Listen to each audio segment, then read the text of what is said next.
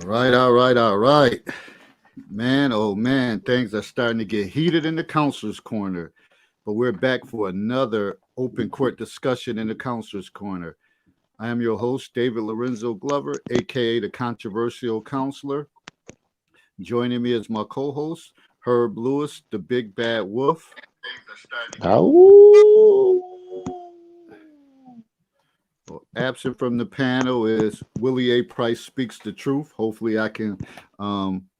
Said he's running a little late. Hopefully, I can pull him in, and he still joins us. Christine comes correct all the time. Brooks, she's not on yet, but hopefully she'll be joining us. And we have a new panel member, Anetta, life coach Williams. We definitely think anytime we get some new blood on here, some new feedback, new energy, it's always a pleasure to have you. And I'm just going to finish reading up the introduction, and then we'll have some formal introductions. This past Monday, we covered the topic: why do people cling on to emotionalism? It was a long, intense broadcast that brought out a lot of emotion. Well, tonight we will start off with the topic: once friends become intimate, can they remain friends? This should be an interesting segment. I think I know what many people will say, which many of them will be lying through their teeth. Okay, time for the other three essential talking points. Do you think the Bible is relevant today? Mm, mm. Number two, drama kings. Yeah, I know what it is. The dudes with a lot of drama. They get so emotional. They show a lot of emotionalism with everything that they do. Just keep stuff going, always dramatic. Um, and then finally, women, pregnancy, and the misconceptions. Another great variety of topics. Nobody does it better than us in the counselor's corner. So like and share this video, and please subscribe to the YouTube channel, The Controversial Counselors. So we here another Monday night. I realize the Bills is playing the Patriots, fighting for first place, probably playoff position, but we still gonna roll on. We typically do this at Monday nights at 9 o'clock, and we're not gonna let the Bills stop my program. So we here, and like I said, hopefully we'll be having folks join us. But at one time it used to be just me and Herb, and we would just handle it. So it's just been a good luxury to have other people, to get other people feedback as well. So what's going on with you, Herb? finished a 10-day stretch, man, of working straight, man. One of my battery mate's family members came down with COVID, so he had to quarantine. So it was a tough stretch, man, but I'm through it. That's about it. All right. Another life coach. Talk to us about this life coach thing. I think I see a lot of people getting into that profession or going down that avenue, being life coaches. Well, first, I'm a behavioral, and hi guys, thank you for having me on. I Mhm. want to say that first. I'm a behavioral health and mental health nurse for over 20 years. So I also have my license in that, my license in spiritual counseling and certification, and I have my certification in life coach as well. So my primary focus is helping people develop a better you, understanding that you have to deal with childhood traumas so they don't become adult traumas, and being able to navigate through life in a more positive, healthy way in communication and removing the toxicities that happens in life. Okay, see this would have been perfect for Willie because he has a program. That's what he Yeah. calls it. Because when I saw the name, I'm sorry. Go ahead, Dave. No, I was saying Willie program always talk about developing and being a better you. I saw the name and I thought it was him, but then I saw her. I was like, oh, somebody copied Willie's name. So, anything else new before we dive into this topic? No, I don't think so. And also, I know we got a. That No, I said also for people you just joining. As far as me, you could follow me. I'm on Instagram. It's under the Controversial Counselor. LinkedIn, David Lorenzo Glover. Might be just David Glover, and Twitter, which I barely use. And I think that's under David Glover as well. But primarily, I'm on Facebook. I do use LinkedIn a lot, and I do post to IG. So those are the three places. And also, it's that time of the year, almost winter season, and I don't do enough of promoting like my books and stuff. But I, you know, had two books. Well, actually, well, two. One of them was a revised copy, but Cocktail Conversations by the Controversial Counselor. Good icebreaker book when you having your Christmas get-togethers and having friends over, and you need something to spark a conversation. A lot of good scenarios to talk about in there, and then also my self-help book, No Friday Foolishness, and that's basically a book with quotes every Friday I put out or statements. That's dealing with my ten essential areas that I talk about: relationships, friendships, family, work, health, education, loyalty, mistrust, the dating game, and child drama. So that's it on that end. All right, so we're gonna jump right into it, and I'm gonna waste no time because I know it's gonna pick up in a minute. Once you cross the line of intimacy with a friend, can you still be just friends? Which one of y'all want to tackle that one first? Come on, Big I, Bad Wolf. I grab it by the horns. I'm a cowboy. I'm a naturally cowboy. Um, a lot of people struggle with this, mainly because they don't adhere to the rules of engagement, and the rules of engagement for a lot of people are such as this: we're gonna get together, we're gonna do what we do, and we're gonna part ways. One party always inevitably violates that rule of engagement for whether it's the emotional attachment or the physical attachment. A lot of people struggle in that realm, and when they do struggle, that's when that whole relationship breaks down. I personally, I don't. I keep it what it is. I'm rules are rules. Don't cover outside of you. Stay between the lines, and that's it. So I think, and this is just from observations. I see it all the time, especially when you start to get people that might become parents. That really convolutes things. So if that happens, you really have some problems coming up because now you're talking about, well, he may want to get an abortion, he may want her to get an abortion, or she may want to get an abortion, he may not want to. So you got all kinds of other things working in that. So once you once you get those set, if you can maintain those and go ahead and have that consensual sexual relationship, you're okay. But like I said, most people can't do that. They can't, there's like working with both hands.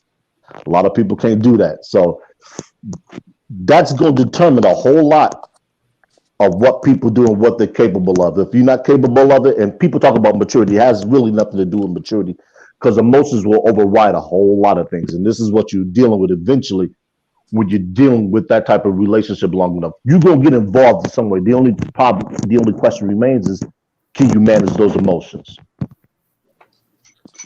All right. Okay.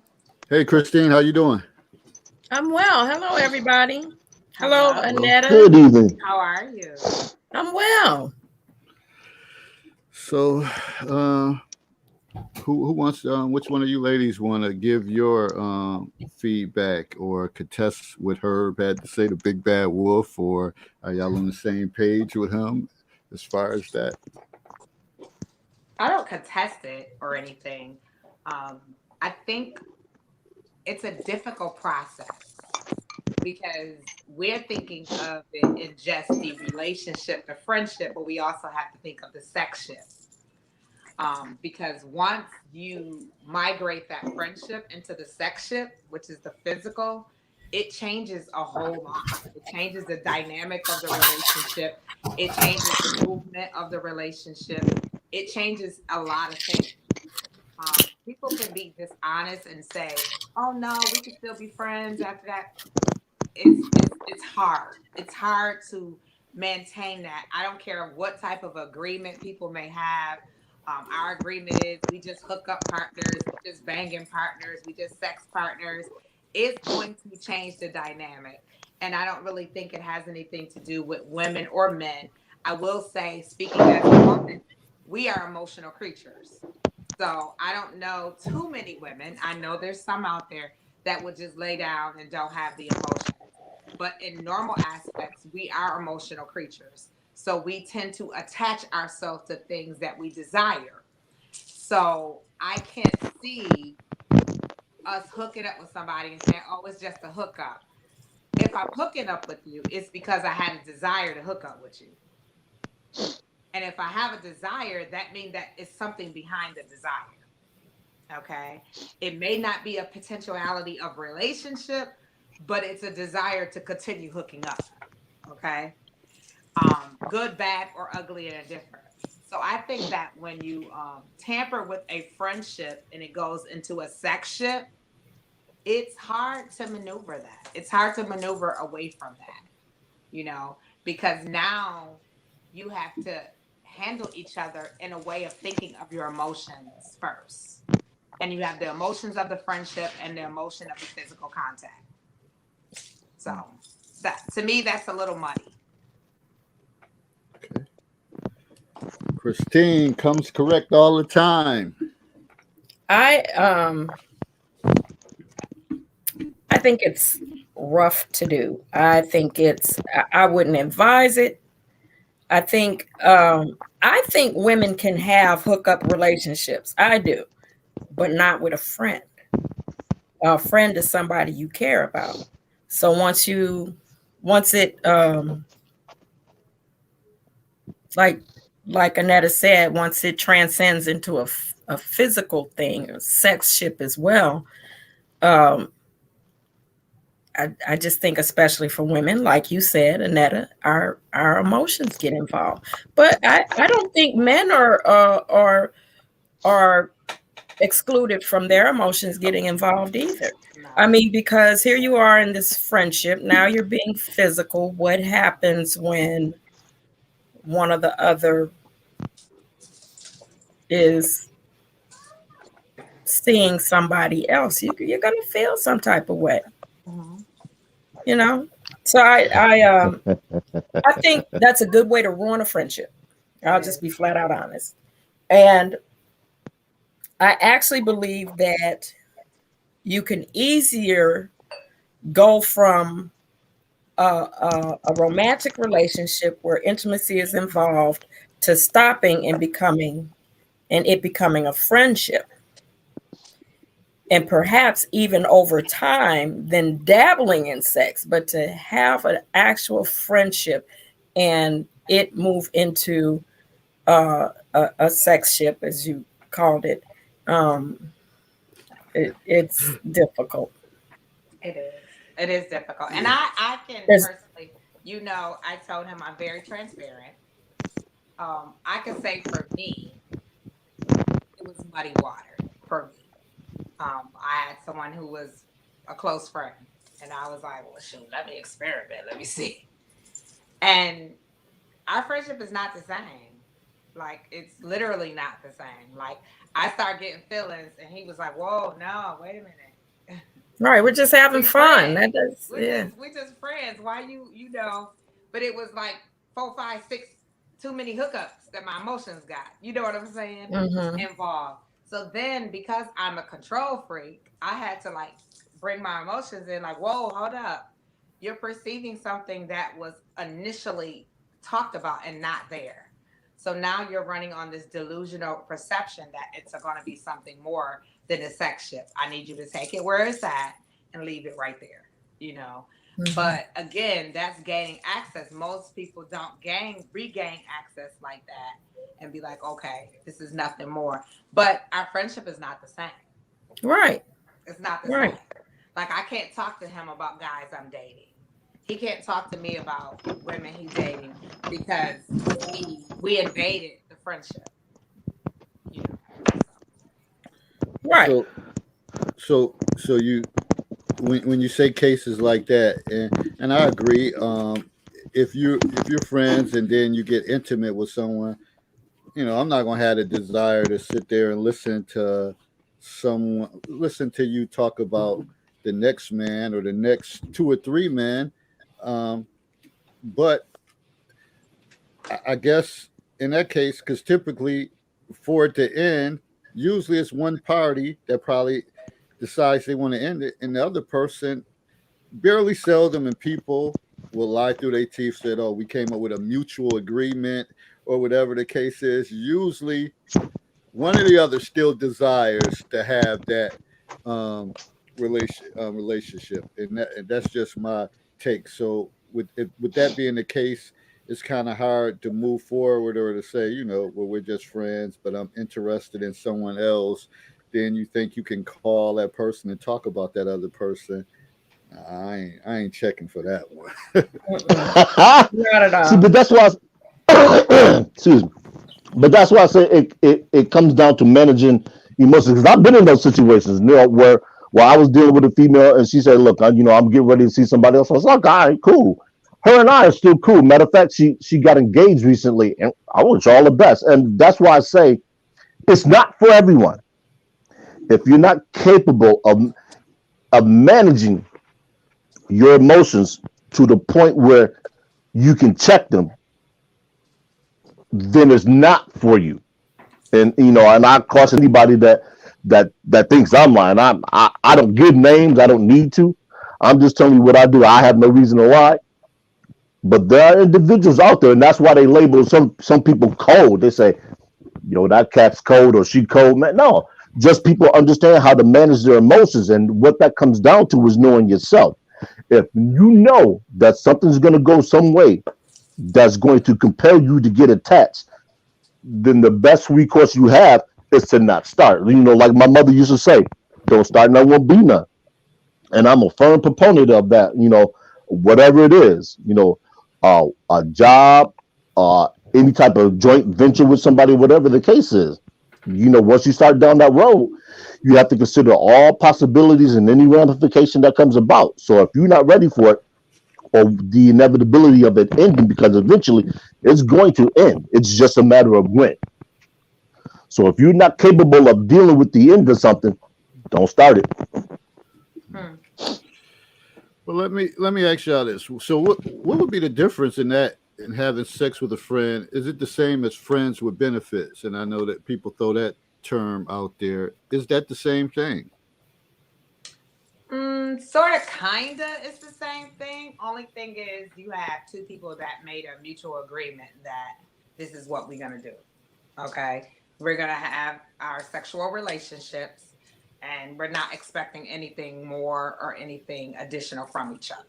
Okay, with friends that migrate into a sex ship, that's totally different. Um, I believe in most cases when that relationship falls apart, it's because there was not a conversation had prior to on what the expectations were after the relationship turned into physical. Friends with benefits is in the scope that I look at now for women and men. Now it's a lot of relationships that are friends with benefits because people have commitment issues now. Mm-hmm.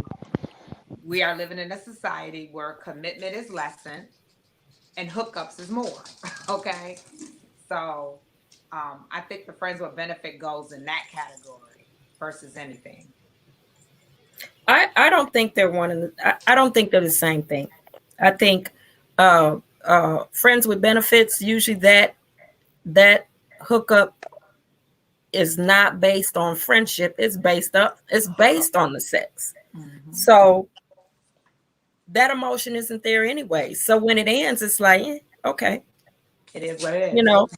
But with the friendship that went into an intimate relationship, when it ends, there's a sadness there because you know the friendship is forever changed. So, I mean, that's the difference right there. When a friends with benefits ends, it's like everybody knew it was temporary. Okay, it wasn't based on any type of. There was no emotional connection there anyway. Right. So Or any potential for longevity. Yeah. So I want to read this comment. Amarita said it's comparable to loaning a friend money who doesn't pay it back when they said they will. It's never the same. So Herb is real noisy. Yeah. So I don't know about the analogy, but I agree with the last statement. It's never the same. Right. Yeah. But I don't think there's any false promises made. So in that sense, it's not the same as loaning a friend money who doesn't pay it back. There's no promises made. That you go. I don't even know how it moves over into that sex ship, but the fact is it happened, and that was not the basis of the relationship. And you moved into that space with the intention of keeping the friendship. So if you didn't move into that space with the intention of it going from a friendship to a relationship, you just kind of found yourself in a space where now there's sex involved too. And it, like I said, I agree with it. It's never the same, but there were no promises made, so there were no promises broken. So it's not different based on a broken promise. And I agree with Christina. When you say loaning money, there's a conversation had prior. And that conversation could either go with, hey, Christina, can you loan me $200, girl? I'm gonna give it back to you next week. I don't think in a friendship to a sex ship, he's saying, can you loan me that punani? I'm gonna give it back to you. Right. Some of it people may want to give it back. Like, yeah, you can have this. And so to put it in perspective with the with what's happening, you're not saying, okay, let's have sex and I'm going to love you forever. So there's no broken promises. Right. But don't y'all think for that, like typically even when it's a friendship goes into sex ships, and I think Annetta, you touched on that, it had to be some desire or some thoughts that even you got to that point. I don't think people waved the magical wand and then it just happened. It had to be some thoughts, and then it had to be like the perfect calculation, like the perfect timing, or something that transpired that led you get into the sexual act of it. I agree, but still no promises. I'm not saying that there were no promises. I think there's a lot of people that are physically attracted to friends of theirs. It doesn't mean they act on it. Right. So in this case, it got acted on, and it changed everything as it would. And I do believe, like Christina said, you spend time with a person, there's time attraction. Okay. And people don't understand that sometimes. When you spending time with somebody often, they get to know you, you get to know them. They know the intricate parts of you. They know when you're sad. They know when you're down. They know when you're happy. They know when you need some. They know when you're good. They get to know all that because you got all that time attraction there. So I think with that, spending time like that so much, you end up having that attraction. Like she said, it's friends that, I have a lot of male friends. Some of my male friends, I'll be like, okay, all right. Right, in a different lifetime. I'm single as a bill. Right. I have those where, you look at them and like, okay. But then I also have that thought process is I value our friendship more than the temporary moment. Okay. So then I have to separate. Okay. Do I want the temporary moment or do I want the longevity and the sincerity of our friendship? So it's more like, you know, even though you don't agree, Big Wolf, but it's more of a maturity thing. You know what I'm saying? Because the older you get, you're more mature about sex when you get older. Okay. Hopefully. You're more mature about it. You ain't just like, oh yeah, yeah, I'm getting this. No, now you calculate. You like, wait a minute. Now I don't want him stalking me. I don't want him blowing up my phone. I don't want. Let me just think this out and make sure I process it correctly. Because you just don't want to dine with everybody and be able to know that you can't dine with them again. Now, I wanted to throw something. I remember years ago I had this guy on as a guest. Herb, you might remember him, Steve the Dean. And he pretty much said that he was kind of raw, but he was funny. He said pretty much that most guys, he said that are friends with you ladies. He said they're friends with you because they want to sleep with you. And it kind of had everybody up in a major uproar. But he was like, and he was challenging people that night that called in and pretty much said that if you ask that person if he was being truthful, he'll tell you that he's hanging around with you because essentially he wants to sleep with you. What's your thoughts on that statement? You're the man. You tell us. I'll get here, but let me address the comment that you guys were remarking about earlier. It's akin to a broken mirror. You get a mirror, doesn't matter if it's new or old, and it works. No cracks, no nothing. You can see everything. But you break that mirror and try and put it back together, everything's splintered, and you never see your image the same. And that's what you ladies are referencing with trying to go back to a regular friendship once you've crossed that the physical boundaries.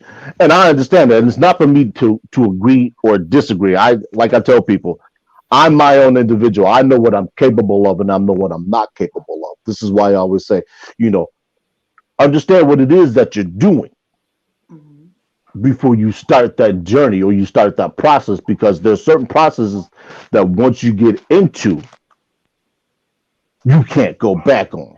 It's done. So that's why I always say that. Now, with regards to what Steve the Dean, you talking about Steve the Dean Williams, correct, David? Yeah, I think that was his name. Yeah. Yeah. For those of you who don't know who Steve the Dean Williams is, Steve the Dean Williams is what is termed to in the manosphere as a PUA or a dating coach, and PUA stands for pickup artist. And yes, it exactly what it sounds like, teaching men how to pick up women. So for a lot of men that holds true. But the thing about that nobody will ever talk about is there has to be a physical attraction for that man, because not every man is chasing every female that he quote unquote befriends. Because and I'm sure that goes the same way for women. If women aren't physically attracted to him, there ain't nothing going down. I don't care what that guy was, how much he hangs around, what they call beta male orbiters or whatever other term that's used. It ain't happening. So he can stay there, he can wait, he can bring flowers, he can do this, he can do that. It ain't going down. It's not happening. But there are men that do that. Me personally, if I'm gonna be friends with a female, I'm just gonna be friends with a female. I could care less about all that other stuff because I'm at that point now in my life where sex doesn't move me. I move it. So if it comes along and I'm in the mood, I'm like, all right. And sometimes I'm just like, you know what? Nah, I'm not interested. I'm Okay, just not. David, you answer that question. So, as far as being friends with someone and wanting to sleep with them, yes. You said that this guy was basically saying that a man is not going to be friends with the woman. He's not befriending a woman unless he has hopes of sleeping with her, and he's hanging around waiting for that opportunity. for me, I'm funny style. So I don't just be hanging out with folks like that. I'm kind of like to myself. I have friends and stuff, but I'm not going. I mean, there's female friends, like, for example, even down here in Baltimore. I'm from Niagara Falls. But you might have some friends, coworkers, like, oh, what you doing? Let's hang out. I mean, barely seldom do I even get caught up in that. Now, my friends in Niagara Falls, well, obviously I knew them longer, but even then, because to me, it's usually something as far as drama or something. Like, no, I don't have no desire to listen to you dump stuff on me. So I don't get caught up in those situations where, like, man, I want to hang with her. I want to befriend her because it would be nice. Yeah, I like to hit that. Or I'm like I said, I'm funny style like that I don't try to get it caught up in those situations. Or you may talk to me one day and like, man, you said you was gonna call back, and it's been like 3 months later. You haven't heard from me. So that's just me. But I do believe some guys, that's their thing, and they're willing to go at all costs, whatever, to do it. Whether if they got to come over, move furniture, do whatever, help you move, fix stuff for you, and all that stuff. It's something to it. Now, I know y'all probably thinking, why can't that person just have a good heart and just be caring? I don't. It can happen. There's no absolutes as far as that, but I just think it's sometimes a hidden agenda that they're like, okay. I mean, especially if they're attracted, the woman, if she's attractive, then hell, they'll try to pull anything, act like they can put a roof on a house, and he never climbed up a ladder. But if it's gonna impress her, they'll try it. But I don't know, I disagree somewhat, because I have male friends that I don't think they think of me like that. They kind of think of me like a sister. You know what I'm saying? Mm-hmm. So, and I'm the friend zone queen. I will friend zone a man in a drop of a hat. Yeah, I ain't checking for that one either. I'll brother you in a minute. I'll be like, hey, bro, what's up? So, and that's just me. And I will brother you to death with the word to let you know that's mine. If I say brother or sir, you know I have no remote interest in you. I'm not attracted. I'm not interested. So that's like my stands right there. When I give you the bro and the sir, that's letting you know, right? That's like a period to my sentence. See? Nothing. And I feel you on that one, Annette. And I made posts like that before. I said, when a woman is referring to you like, hey, bro, and all that, I'm not your damn brother. You did like that. make a post about Yeah, that. like that lets you know, like, there, you can't even go there when they start bro, cuzzo, and all of this stuff, fam, and all that stuff. That means they're not attracted to you. They're not into you. So don't fall for that. And I'm not gonna say that to a woman. I'm gonna try, hey sis, and all that stuff. Nah, that's just my take on it all. I'm gonna hop back in here on this one, and I'm gonna shout out the man. He's not a myth. He might be a legend. Alan Roger Curry, and the possibility of sex. Now, there are some women, as Anita was saying, that will use men to get them to do things because she knows that that's what they want. And they will dangle that notion to get him to come do things so she doesn't have to pay for it. This is why a lot of men that are in the pickup community will tell men, no free attention. That's another book that Alan Roger Curry has, and there's a lot of other dating coaches that tell men that, hey, look, if she's going to ask you to do something, either she's paying with ass or she's paying with cash. Shout out to the master teacher who had a podcast, and he talked about a woman saying to him that her mother, I believe it was either her mother or father, taught her one thing. He said, there's two ways that you can keep a man. You can keep him with cash or you can keep him with sex. Pick one and stay consistent with it. You have a lot of people that are vacillate. You have a lot of women, pardon me, that'll vacillate between those. because they, like I said, they know intrinsically that that man wants what she has. She's friend zoned him, but he's still thinking like a beta male orbiter for whatever reason. And it's not for me to say what the reason is, but he's hoping that he gets a shot. I mean, he's a pinch hitter. You know, something goes wrong. She needs a shoulder to cry on. Something goes pop, zip, snap. And I'm just saying, I'm just putting that out there as a little free game for you.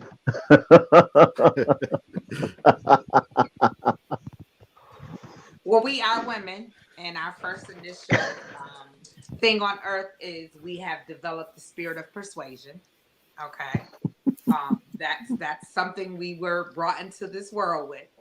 So I do believe that some women do use their persuasion, their vital parts to get whatever they need and whatever they want. I do believe that. But again, I think I speak for me and Christine, when you are mature and you don't been through some things in life, you learn how to communicate in a more healthy and productive way that persuasion doesn't become physical persuasion. Okay. So I feel that sometimes that doesn't take flirtation off the table, though. Oh no. All day.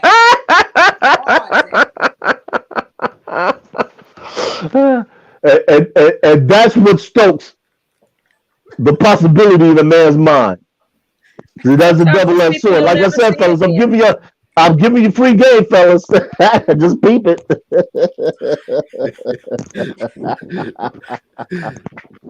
I'll be 50 Friday. I'm telling you, been around the park, swinging a few swings, climbed a few monkey bars. People that you never see again. It's not. I wouldn't do that to quote unquote friends, but if I'm in AutoZone and I want to get moved to the head of the line, if I want my battery carried out to the car, yeah, I know how to flirt. Oh yeah. Mm-hmm. I got my grandmother's smile. I'll be like, hey, listen, Christina, I'm working. Listen, it comes naturally. It's cool. And listen, I was getting tires done, and I was like, I don't want to pay that much. Oh, let me stop. I'll stop. Yeah. Go ahead and tell them yourselves. See, I know better. Like I said, I don't swing on a few swings and I climb some monkey bars and been around the block a couple times. If you can't spot them, you better figure it out or else you're going to get got. I'm telling you now. But the guy said here, Billy Rose said that, it's the human behavior. Some people are optimistic. And he believed that it has something to do with attraction. I think we get it all confused. And I'm a minister as well. I think even with the church, we get it so twisted because we don't want to talk about sex. We don't want to talk about sex. We don't want to talk about attraction. It's crazy. The Book of Solomon is all about attraction and sex. It's all about love. So I don't know why people want to find this taboo. Like, don't talk about it. How do you think you got here? Sex. Okay. We all got here because of sex. So I think sometimes we don't want to make that comparison because people got this crazy thought that sex is bad and it's dirty and you shouldn't. No, sex is wonderful. Lovemaking is beautiful. It's wonderful. Attraction is great. And I believe that, like he said, every man and a woman has attraction to each other. It's how we manage the attraction is what comes into play. How am I managing the attraction? If I'm attracted to David, he's not going to know it because I'm the female. You got to put it out there first for me to just apply with you. I'm not going to be like, well, he got to know I'm not that girl. I ain't that chasing girl. So a lot of times you have to figure out where your role is and work effectively in that role. And many times when it migrates from a friendship to a sexship, it's because there were some attractions that were there prior to, and they just finally there was some communication that might not have been verbal. Yeah. Oh yeah, and they finally act upon them. So they here, they in the house, they're eating dinner together, they hanging out, they going to the movies, they doing all this fake boyfriend girlfriend stuff, and then when it turns into the actual physical act, then those emotions, you sitting there, you like, well, dang, we was spending a lot of time together. We were hanging out with our friends and doing this. Well, maybe we can migrate to something more. And then you find out that, yo, I liked you as a friend, but I ain't like you for my boo. You know? Yeah, it's funny that you said, and I know you said that women, you know, throwing a smile, and both of you and Christine said something about flirting. And I remember I used to work this job, well, at Bryan and Stratton College, and I didn't realize what I was doing, but a couple of my female coworkers, they would say, kind of tell me, get your ass out of my office asking me to do something, because this look you give just make somebody just, and I'm like, I don't know what you're talking about. It's like, oh, you know what we're talking about, and I still don't know. I still don't know. They're like, I call BS. No, I all don't. day, Christina. BS. I really don't. There's like, anytime you want something, there was like, you come in here and you get this look. And they said, and you'd be like, oh, let me help them out and all that. But then it's like, I'm catching on to that. Get your ass out of here and ask somebody else. And I'm like, I don't know what you're talking about, and I still don't. Seriously. Oh, because you brought the awareness to us. You are fully aware of what you do. No, I'm just bringing that example. I'm a behaviorist. You are. So I'm gonna give. David, I'm going to give you a small pass on that. Very small. And right, small. Okay, and the reason I say that is I will admit, when I was much younger, I did not realize I was flirting until somebody told me I was flirting. Then it was on. That was probably a big mistake to tell me. I'm like, oh, wait a minute. That's what this is? And it gets me. Okay, I got this. So, here we go. I'll give you a small. Maybe at first you didn't realize you was doing that. Maybe at first, but when you realized that you were doing that, I bet you. He doing all this. You know what you're doing. Come on. Right. I'm reading this comment from Amarita. She said, used to have women type your papers in college. You know exactly what you are doing. Listen. College. Listen, let me tell y'all this. Let me give y'all a David Bloom as far as that comment.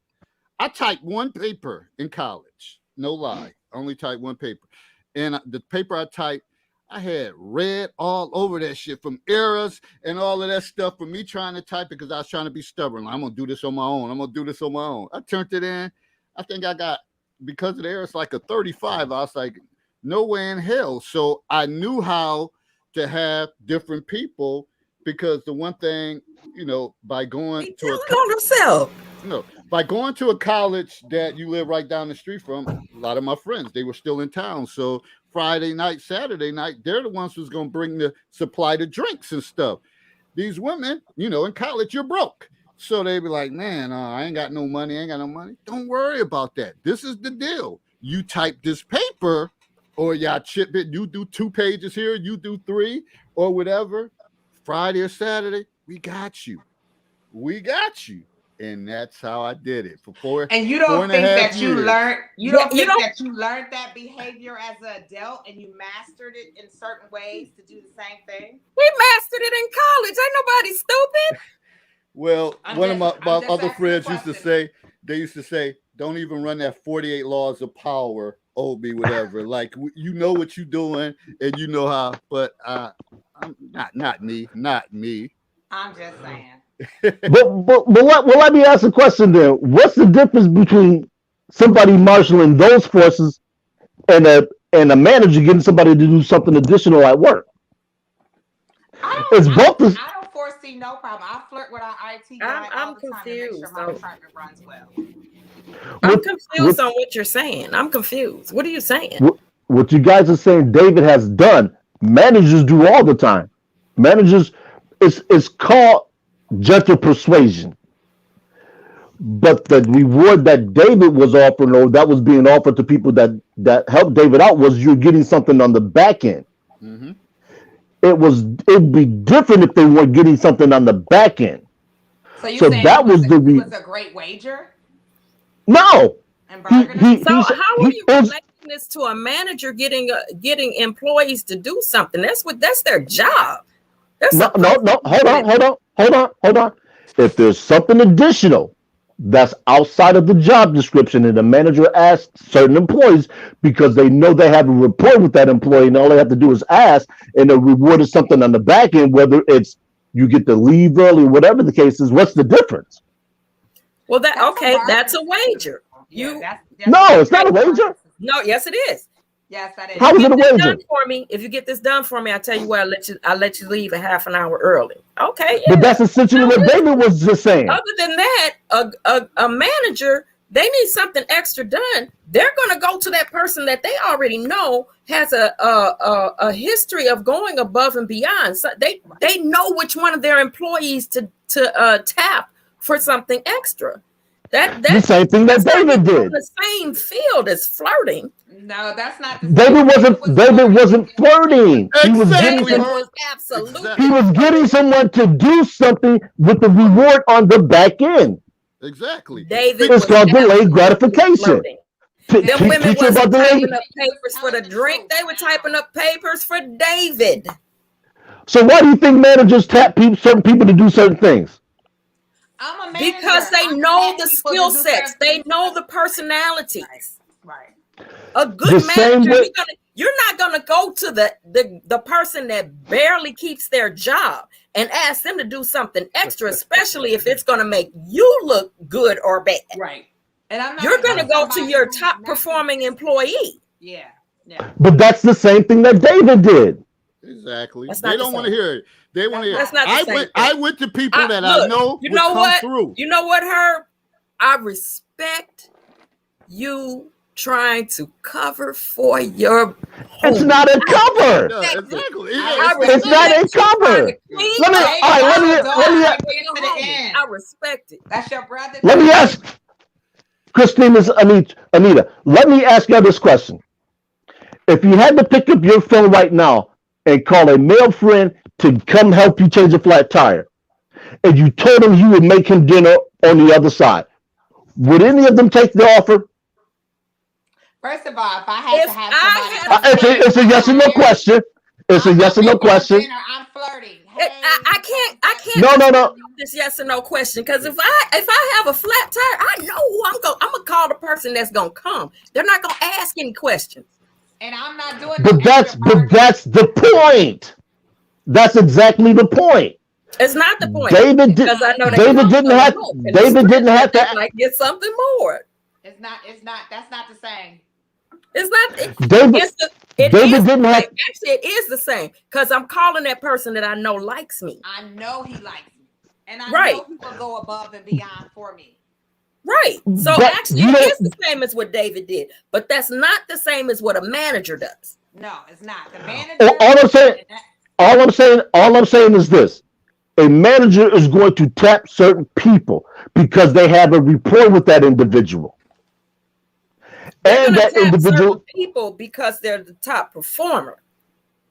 And they know that. Do you think Dave tapped somebody that couldn't type a paper well? No, I don't think so. But I don't know. Did he even know? The point was he tapped people that he knew could do the job, that he knew liked him. And that he knew liked him. But hold on. Where's your proof that they liked him? BS. Flirting and they can vouch. Where's the proof that these people liked him? It's all conjecture. There's no proof. I'll admit it. Really? It's all conjecture. I'm basing it off human behavior. As Shaughnessy said, she said, as a young manager, I would say you are both right. So she's basically saying sometimes you know, like, again, know your personnel, know the people you're dealing with, like who's going to handle this. I had a job to get done. I had to, my goal was to graduate from college. Whether I put all my resources together, that's what I did.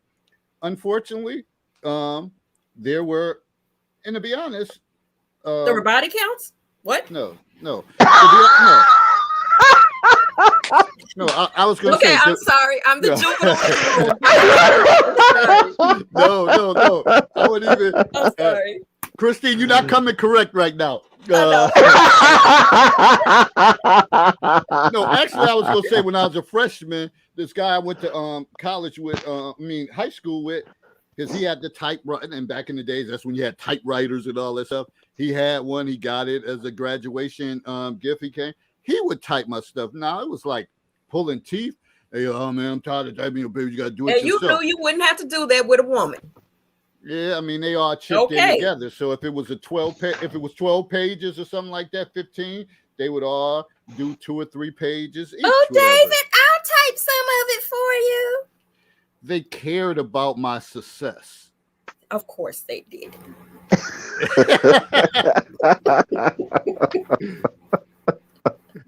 Somebody said, Shaughnessy, you said that, Mr. Glover, you had a typewriter? No, I did not have a typewriter. He didn't use it because he was typing his paper But that's when before. typewriters were out, though. Typewriters were out. Yeah. What typewriters, then word processors, then came computers. Yeah. Too funny. All right. We're going to move on to the next subject because, yeah, I ain't trying to have no Willie moments like that. And this would have been a good segment, Willie. I wish you was here, whatever, because I know you would have had some stories for us. Oh my God. No telling. All right, we're going to move on to this one. This might ruffle a few feathers, whatever, but hey, that's okay. You got to have courageous conversations to grow. Do you think the Bible is relevant today? Definitely. I think it's relevant, but I do think, and probably always has been misused. Oh. Like the word used against people. Yeah. I would agree. As a minister of the gospel, I believe that the Bible is definitely relevant today because the word doesn't change. It's the same word yesterday, today, and forever. However, as Christina said, I think people abuse the word for their own misuse to get people to utilize, to do whatever they need them to do. To see things their way, to manipulate people. And I think people use the Bible as their puppet master sometimes to conduct in such ways that they can get what they want, which is a spirit of manipulation and a spirit of witchcraft. So I do believe that does occur. The Bible is very relevant. It said we won't know the seasons. We living in Buffalo where you can get 4 seasons in one day.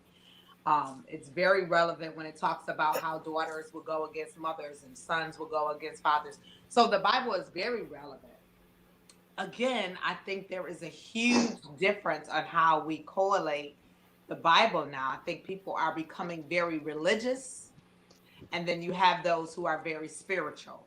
So I believe that we have so many educated African American people that in slavery time, you can stand up in the pulpit and you can just preach a word and you can do all the dramatics and all that stuff. And that will make people, but now you have so many educated women and men that you have to be able to gauge them in a way where they are. Okay. So you can't do all the theatrical things and hooping and that. You have to be able to be a teacher as well as a preacher. Okay. So I do definitely think the Bible is relevant. And I agree with that on that part. Like somebody who's able to give a personal connection and actually tie in some of their experiences to the word. Those are the people that usually, I'm speaking for myself, that engage me. If you're just going on talking and you don't bring no personal or modern connection to it, you lost me. I'm about to fall asleep or whatever the case is. But if you can connect with personal experiences, then I'm gonna listen. But like I said, a lot of folks abuse it. They treat it like the Golden Corral, whatever, like a buffet. Whatever works for you during that time, this is what I'm going to use. But those people, you could kind of screen out. You could call them out like, listen, you saying this, whatever, but then on Friday night it's this story, whatever. So people got to learn to have a balance when you. And some people, sometimes things become new to people, and they just keep drumming it, drumming it, and drumming, and you're like, hold up, like it becomes annoying, whatever. To that point, whatever. That's why I always say you got to have a nice balance, not too much of it. Just be you. Of course, some people end up finding religion or they get spiritual, but I think to me, to stay well grounded and have a nice balance that you're able to implement that into your life, as well as your old personality and stuff like that. I think that makes for a better individual. If you have too much of anything, it's not good. And the other key factor is what you said is people being transparent. I think my biggest thing that I say all the time, being a PK kid, being raised in churches, um, sometimes we're church people are not as authentic as we want to believe we are. And sometimes people aren't being, you got the mother over here saying, don't have kids out of wedlock, you got to get married. But meanwhile, you later find out she got 4 sons and they all got different last names. Okay.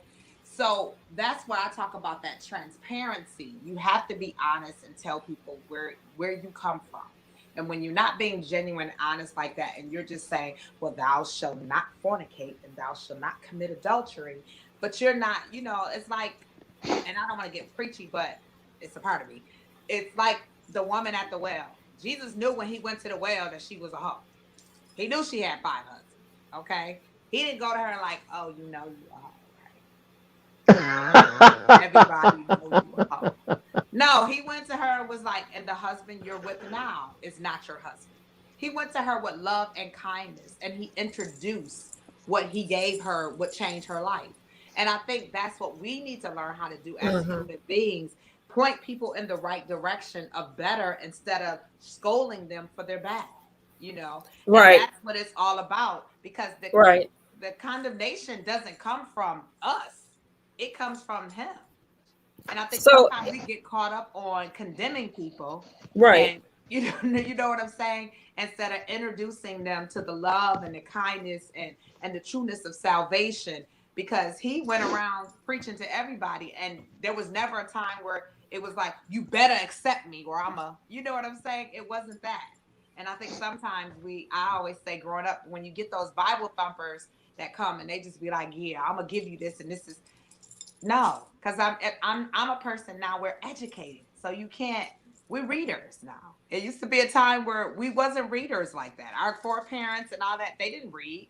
Some of them have 4th grade, 5th grade education level. Yeah. Now you have us that have multiple degrees, education, this and that. So we want to find something. You can't say to us now, if you want to hide something from Black people, put it in a book. No, not these Black people now, because we like what?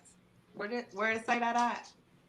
So it's a different era and a different time. So you got to be able to engage people. So that's why I say the Bible is consistent and it's relevant. It's the use of it.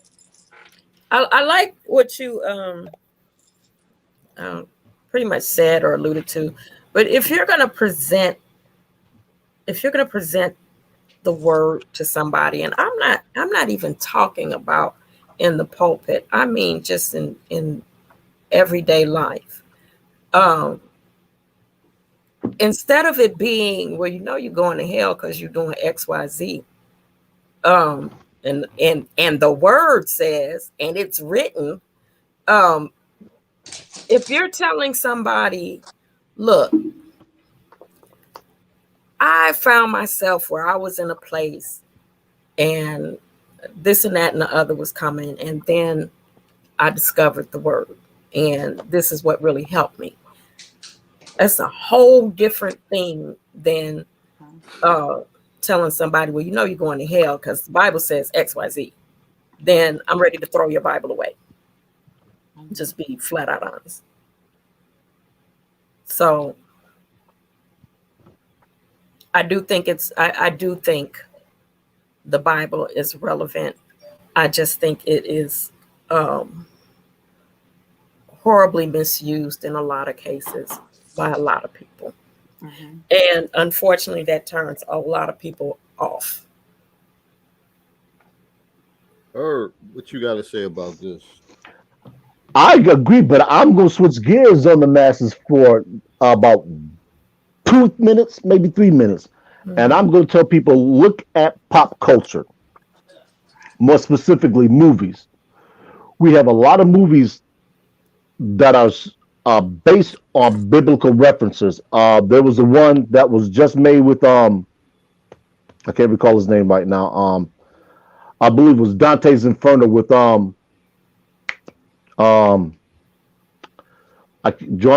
the guy that played Forrest Gump. I can't recall his name right. Tom Hanks. And I just happened to catch that movie on TV, and I thought it was kind of real telling. Just a little over 20 years ago, people were talking about the end of mankind when the year 2000 kicked in.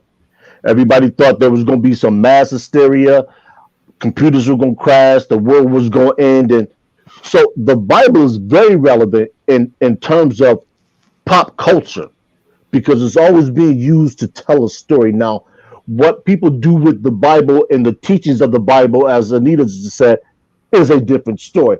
But I don't care who you are, unless you're a Muslim or you come from a Buddhist background. Those are your top 3 religions in the world, and I think the only one that doesn't have a book, a spiritual book, if you will, is Buddhism. They have their own pillars that they subscribe to. But if you look at Muslims and Christians, both of them have a spiritual book that they adhere to. Of course, the Christians' Bible, the Muslims, the Quran. But religion is always going to be a cornerstone of teaching in this world. This is just a matter of how it's used and what's being taught from it. I personally don't deal in religion. I have a philosophy when it comes to religion and things of that nature. There's a higher power, and I'm not it. There's something responsible for this orb that we're on. I didn't create it. I don't think any human created it. There's something responsible for all the minerals that we use. I don't know of any human that has the possibility to have created such a thing. Now, whatever created it, whoever created it, some people believe that aliens deposited this here. I don't know. It's not for me to tell another individual what to believe in. But like I said, when it comes to pop culture, the Bible's always relevant, always going to influence something, whether it's good, bad, or indifferent. It's just, it's just like a weapon. The weapon in the hand of the individual is going to determine whether that weapon is used for good or it's used for bad. Right. So, and I assume, well, I can't assume. One of the questions is, have any of you read it? And I know for myself, my brother often tell me all the time. My brother Dietrich, he said, "Man, if you ever sat down and took the time to read the Bible," he said, you would be untouchable." And one of my coworkers said that too. He was like, "Dave, man," he said, "I'll be reading your posts, read the people come on." He said, "Man, if you had that biblical thing down, they wouldn't be able to touch you, because you would be coming from so many different avenues." And I'll admit, I haven't. I'll look at some. I said it has to be a version that has to connect something to modern times. I can't read that. Thou this, thou that. No. You lost me on that. I mean, I know it's different versions of it, but I just never got into it. And oftentimes I say, "Oh, I'm gonna get into it. I'm gonna amp it up. I'm gonna break these Christians down. I'm gonna break whoever down." But I still, life circumstances take you away from it. But I still try Then you to need have. to get the NIV. Get the NIV and then change your mindset, because you're not learning it to attack. That's what me and Christina just said. You're not learning it to utilize it to break them down. You're learning it so you can give them life tools better. Well, So when the I best say, thing is to get the NIV. Get the NIV because you don't have to worry about the those, thous, unto thee, and all that stuff. But if you definitely get the NIV, it's a little more. It breaks down the sentences that It speaks in regular language. Yeah, it's in regular instead of language. these thus, thous, and stuff. And then and and this is just my personal view. If I were talking to somebody who said that they haven't read the Bible and they kind of have an interest in reading it or whatever, like she said, get the NIV. And I would start with the New Testament, because if you look at the Bible as a whole, it does look overwhelming. Like, I ain't gonna get through this. So that's just my advice, if you ever were,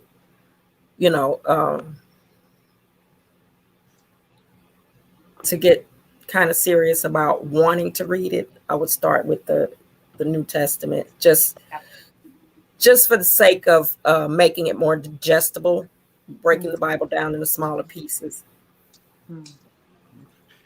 Yeah, and when I said breakdown, it was more so that, like, cover all bases. Like, that was just my competitive. I got what you I were use? saying. It's more of, I think what you're trying to say, it's more of when somebody comes out with trying to use the Bible as a reference to support, honestly, something that doesn't make sense, or at least it doesn't revert back to whatever they're trying to attach it to in the Bible, you would recognize it and you would be able to shut that down. Yeah, so exactly. I think that's what you're trying to describe, not that you actually want to break people down. No, yeah, you're right. You're right on point. That's dead on. Like, just being able to come back with that, like, well, in this verse it said this or this, you know what I'm saying? So it's just being knowledgeable in that area, being well schooled. All right. Anything else y'all want to add to this subject, man? Let me see what these comments said. Easy to read or complimentary version, and compare the King James version and a good biblical concordance. Somebody said, absolutely, Annetta. People forget we all have a past and we all sin. A sin is a sin. You can't judge which sins are ranked higher just because you are Deacon Jones or Pastor Brown or Sister James. Deacon Jones. You got a football fan out there.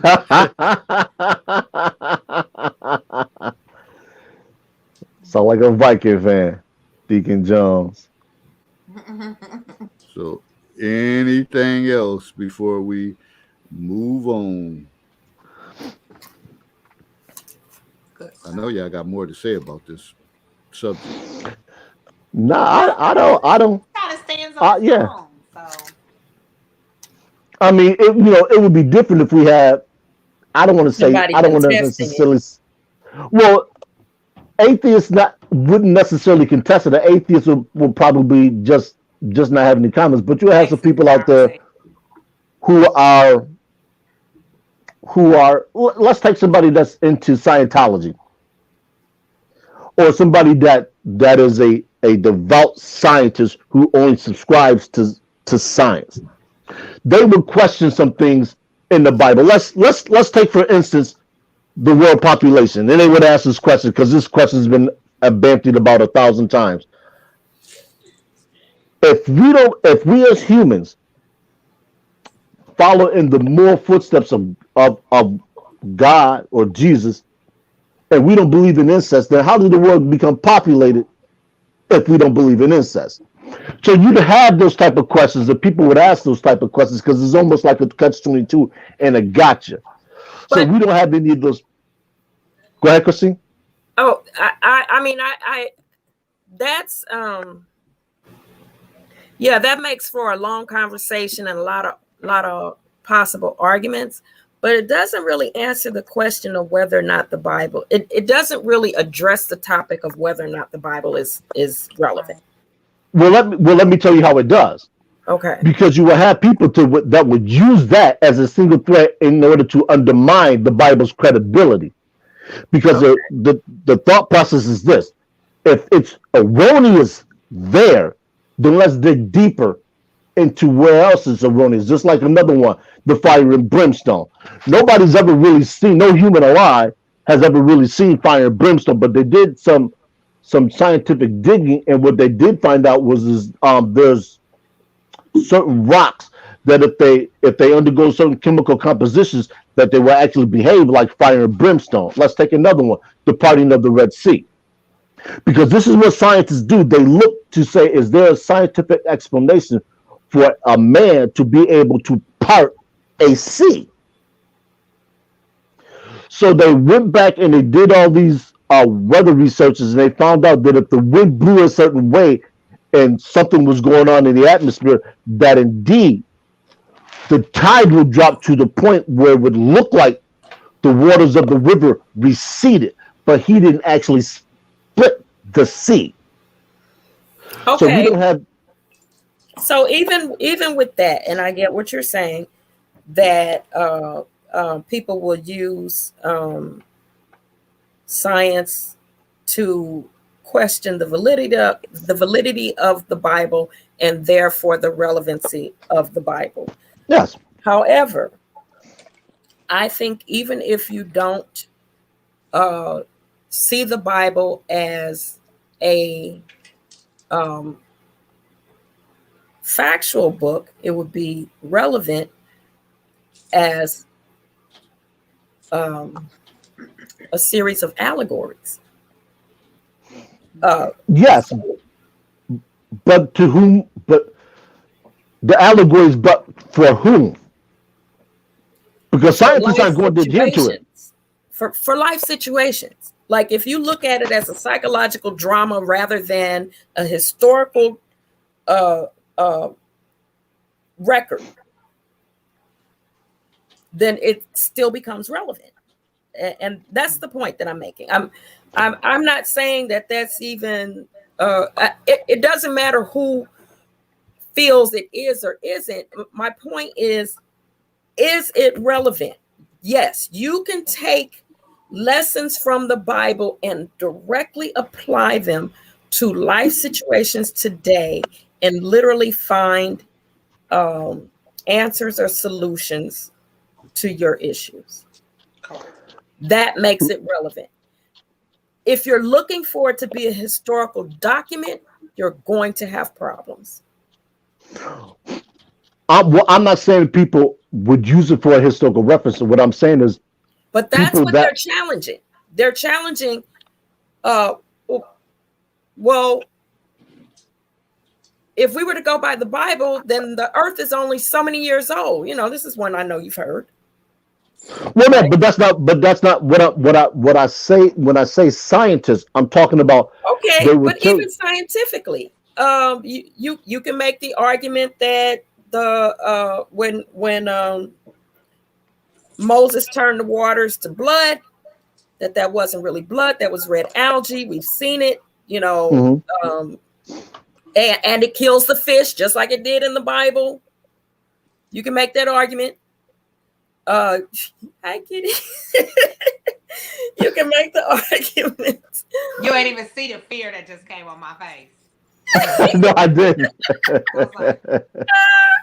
I'm terrified. He's so pretty, or she, whatever. Get that damn cat off this broadcast. Camera hog, man. But my point is, even if you can find fallacies in the scientific, if you can find scientific fallacies in the Bible, it doesn't make the Bible not relevant today. For people like that are looking to discredit the Bible, they're not ever going to see it as a relevant document. So you're not going to get everybody to agree, period. No, but that's the point that I'm making. So that group of individuals will tell you that the Bible's irrelevant. Right. I'm not saying whether it is or it isn't. I'm just saying they would say it. I'm not like I said, I'm not taking a position on it. I'm just saying that's what they would say. So for that group of individuals, they would tell you, no, Bible has no relevancy to them or in their life or what they do, whether or not it's as an allegory or as a tool to teach or learn from. And I will always pose the question. I said something to some friends of mine, because one of my friends said she would never say Jesus or God. She just believed in a higher being. And so I asked her one day, I was like, so do you believe that the higher being wake you up every day? Do you believe the higher being puts the oxygen in your body, the lungs? What I need to know what your higher being does. Okay. And sometimes you ask people that and they really can't give you a definition of their higher being. Okay. So I feel like sometimes the higher being word is being utilized to dismiss saying God or Jesus, you know. Um, I'm not a person, I know where my faith is, and faith, like someone just said, faith is faith. Okay. I believe that every time I sit down in my chair in my house is gonna hold me up. That's the same type of faith that I carry. You know what I'm saying? That I carry in believing in God. That I just have to trust the process. So I believe that sometimes people, like, you know, Christina and I were saying, some people misuse the word and it becomes a abuse tactic instead of a compassion tactic. All right. Well, we gonna move on to drama kings. Drama kings. Yeah, I know. Often guys talk about women are drama queens, and we want to shift the focus, and we don't never want to talk about drama kings. Well, I'm gonna give you four characteristics or four things that you may realize that you're dealing with a drama king. He needs constant attention. He exaggerates stories and feelings. He's a I don't know about that. He's a passionate lover and a fighter.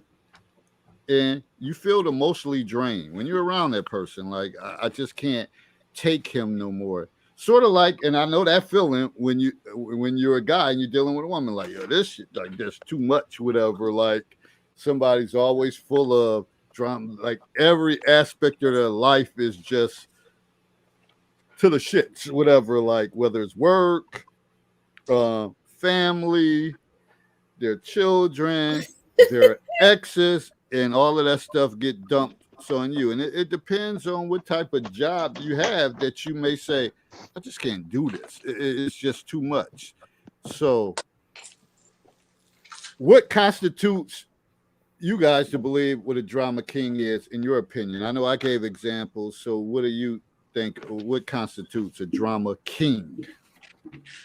In my personal experience, dealing with somebody that was a drama king, he was, and I don't know if it's if this is inseparable, or if it's one thing or more than one thing.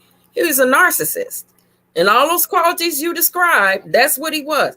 Needed constant attention, constant reassurance, constantly. There was always something to complain about. What else did you say? He pretty much covered everything. Maybe left out a few things. That's it. But, Exaggerated stories and feelings. Yes. All of that. All of that. If there was something, I'm sorry, hold on. I'm reading the comment. I know what you're laughing at. The 70% one. Yeah.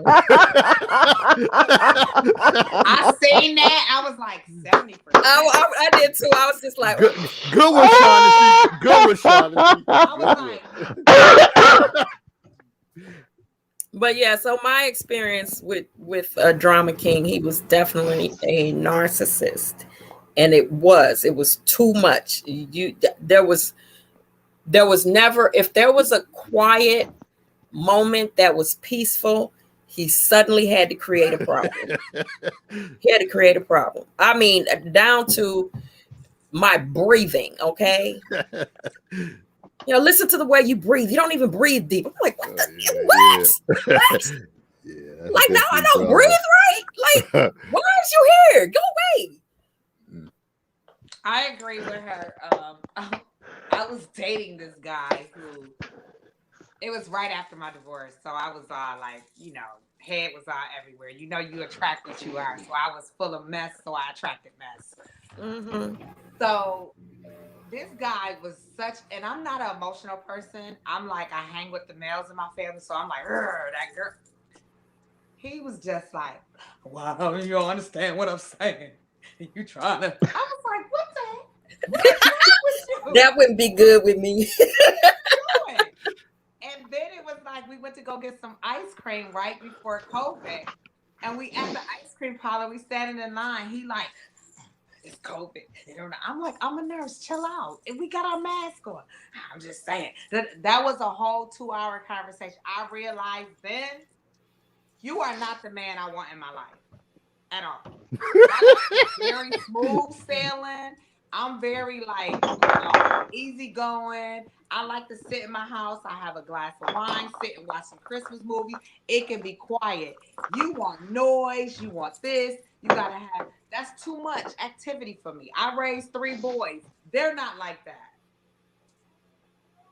So I just didn't want to go through that process of trying to retrain somebody to be able to be in my world. No. And every time number one, it's not possible.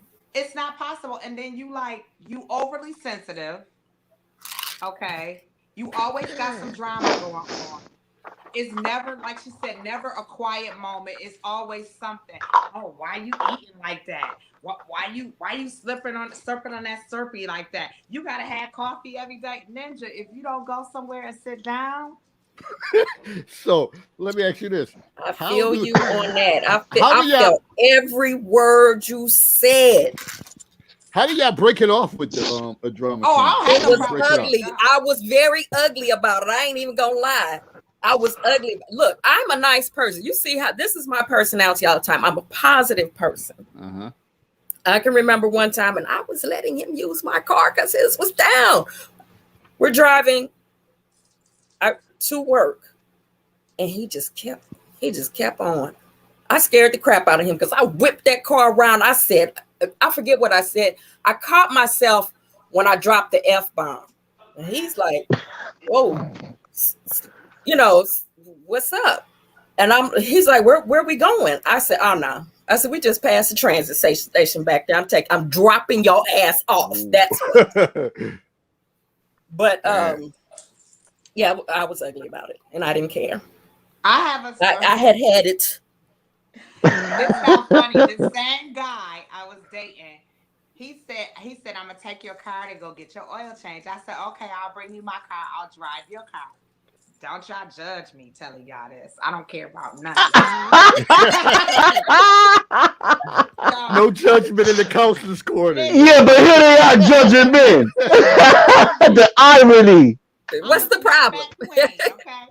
So I tell him now, I'm a director of a whole department. I tell him, okay, I'll take your car.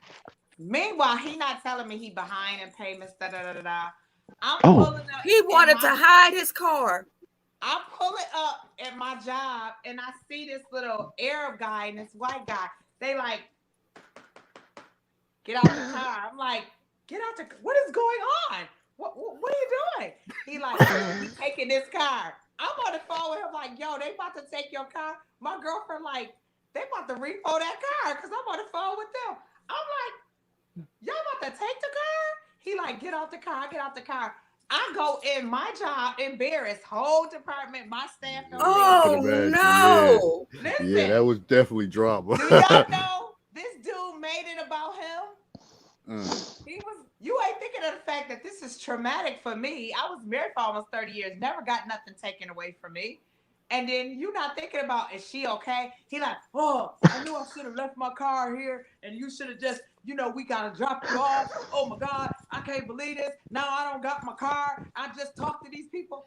I'll be like, only thing you need to be doing is bringing me my car, and I don't want to see you. He ain't had to bring it. I was like, brother, take me to go get my car and stuff. Okay, I feel you on that. Okay. I feel you. And when I say the conversation, I mean block, delete.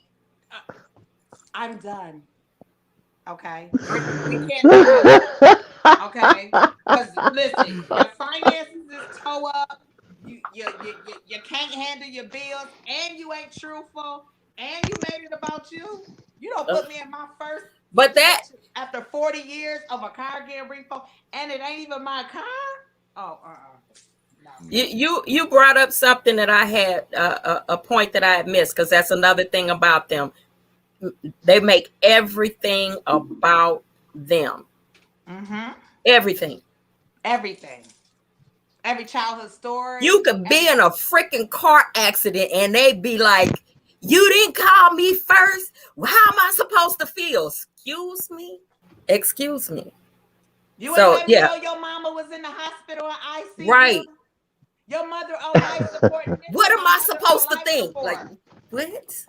She on life support. You ain't my husband, ninja. Yeah. Yeah. Oh, this topic don't make me hot. I thought it was just me. I got the fan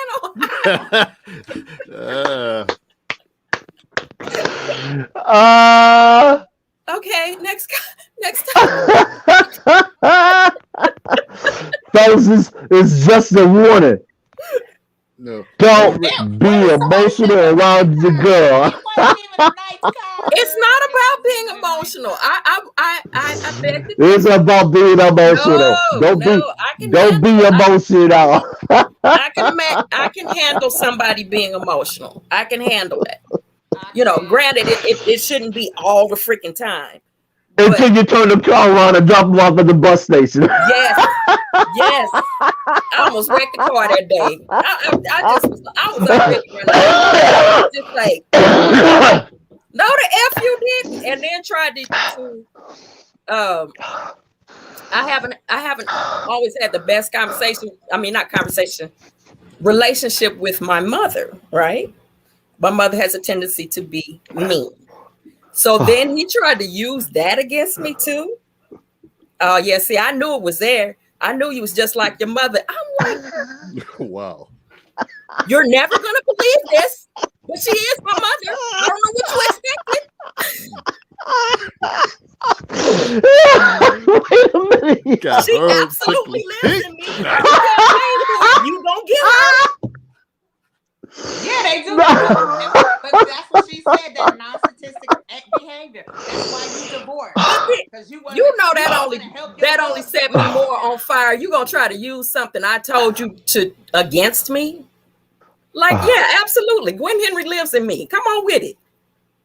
No, I'm laughing at the comment that said he was dating a dramatic Melvin. Yeah, Marina said that you dated a dramatic Melvin. Melvin. Everybody knows Melvin. Everybody has a Melvin in their life. It's a character. It's a character that David has created. It's every flaw you can imagine about a man wrapped up under one name. Hold up. Let me go get the Melvin t-shirt for a second. Melvin needs to be deceased. Thank you. Hey, y'all keep the Melvins alive. Who y'all fooling? Women keep them alive. That's what you gonna say. They do, but they need women keep the Melvins of the world alive. They need to make sure they chose the right one, the one that's gonna go with that bull crap. Women keep the Melvins alive, generally referred to as a homosexual. He comes around during cuffing season, tax return season. Y'all keep Melvin alive, keep him fed, keep him satisfied. He's a sexual tool for some women. Like Herb said, he's a tech sniper, barely working, unstable, and cuffing season specialist. His name talks about Melvin. A Melvin. Somebody else's name it could be. A free-spirited, opportunist, risk-taker who is fun-loving and accessible. I got a new name. Make sure he's not a Melvin. Listen, I got a couple names you can use. Let's start with Oops. You know where I got this name from? Like I said, I get a lot of stuff from my middle school kids. So years ago, about 4 or 5 years ago, I'm in the office and I'm talking. It's like about 3 or 4 girls, a couple guys in there. And one of the boys is like, "Yo, Mr. Glover." And you know, these kids cuss, and excuse my language, but he's like, "She fuck with a Melvin." And I was like, who is Melvin? And he's like, "Oh, that's just a name I come up for, like somebody that's irrelevant or whatever, just like a bum status, whatever. So I was like, I gotta ride with that. I like that. I gotta roll with that one. So everybody who fit in that category is a Melvin. And I got friends named Melvin. Oh well. Oh, well. You got me thinking. I know a couple Melvins, and I'm like, whoa. You're gonna make me go back and ask their middle name. Oh. Too funny. All right. Y'all done with Drama Kings? Yes, so done. So done. Got y'all worked up. So this subject, Big Bad Wolf. You said it got under your skin. I ain't gonna say it got under your skin, but it woke up the wolf. Women, pregnancy, and misconceptions. You got to talk to me about this. Like, what did you find out? Dang, I'm out of wine. Yeah, you gonna need some for this. I wish the kid behind was here too, because she was the one that was popping a whole lot of shit. Ooh. So you know me. I do research when I because people like to question my wisdom.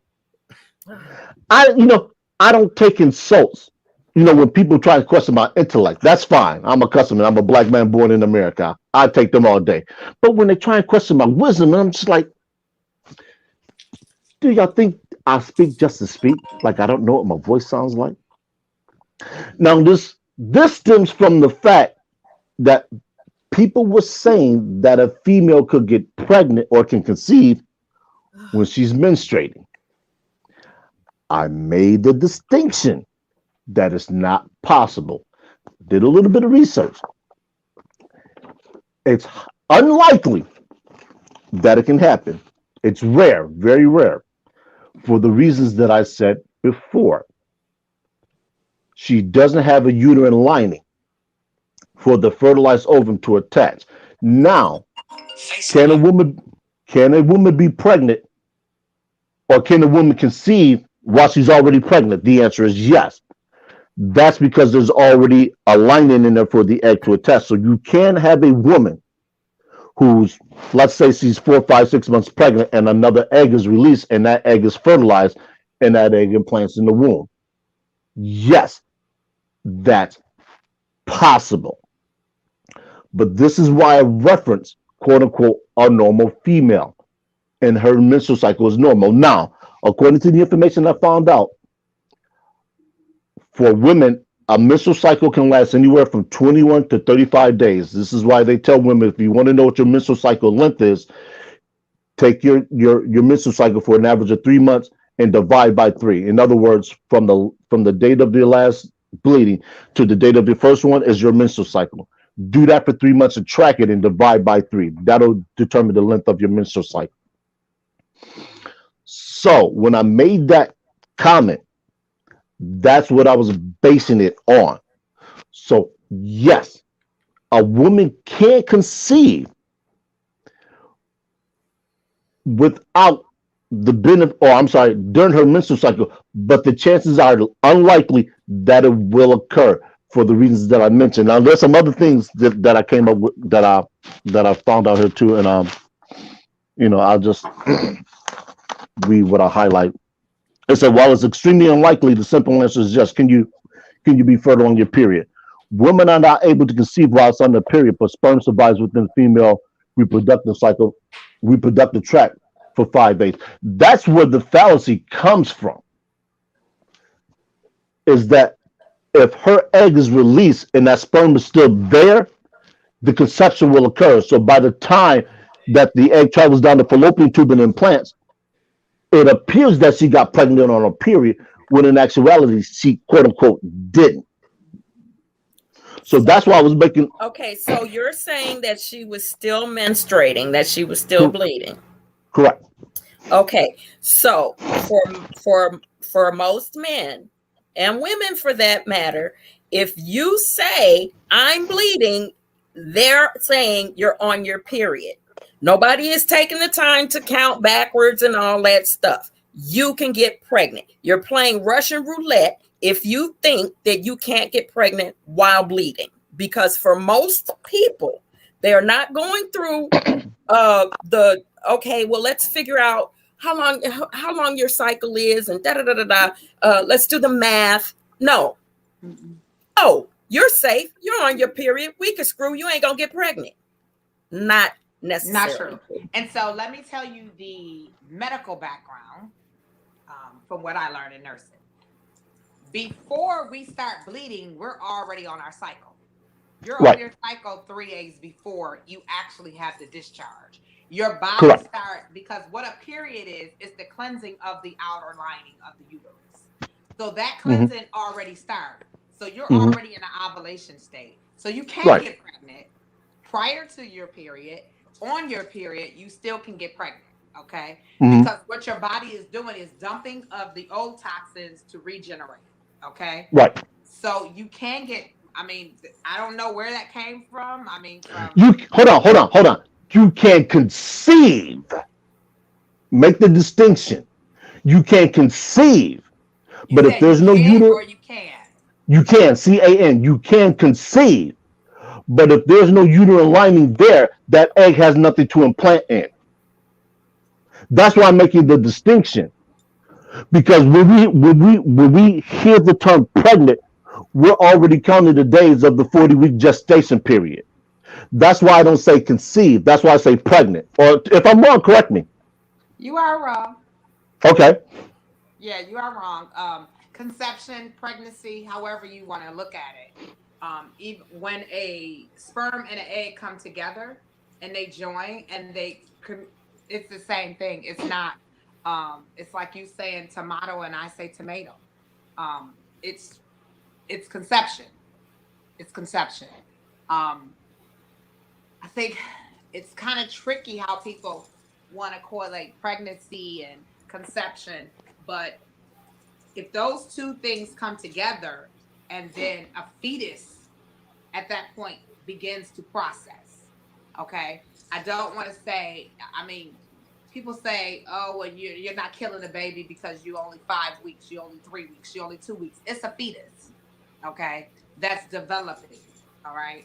So I'm not sure of the question, but the question is simply, can you get pregnant while on your period? You can get pregnant while you're on your period.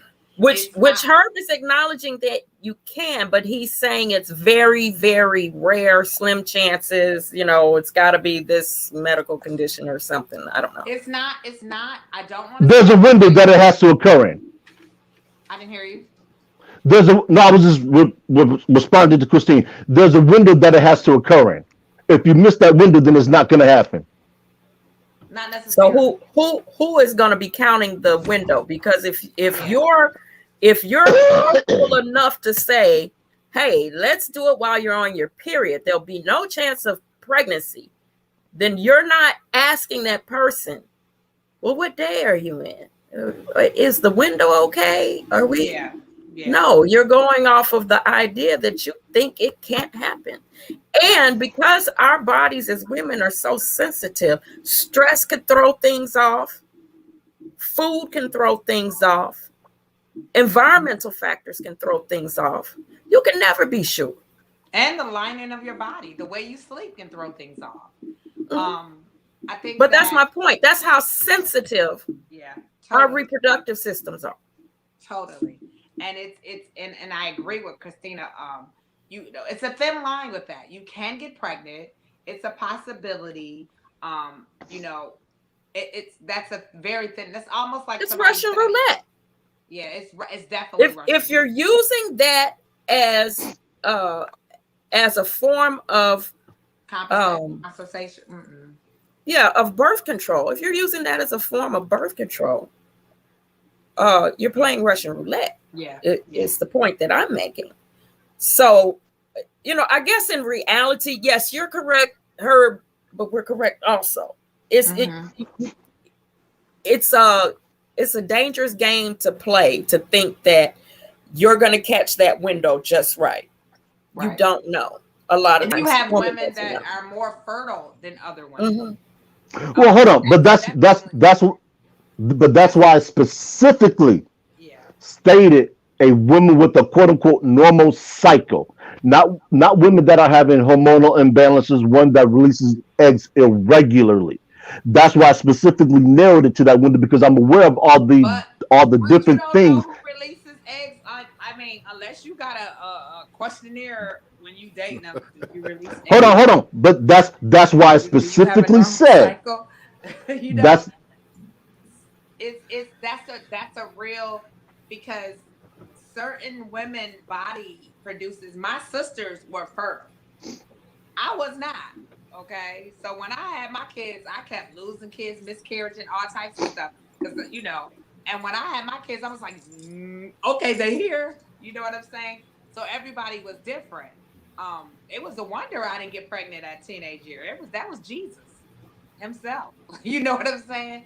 But again, that's everyone's cycle is different, and the ovulation period is even different for each one of us.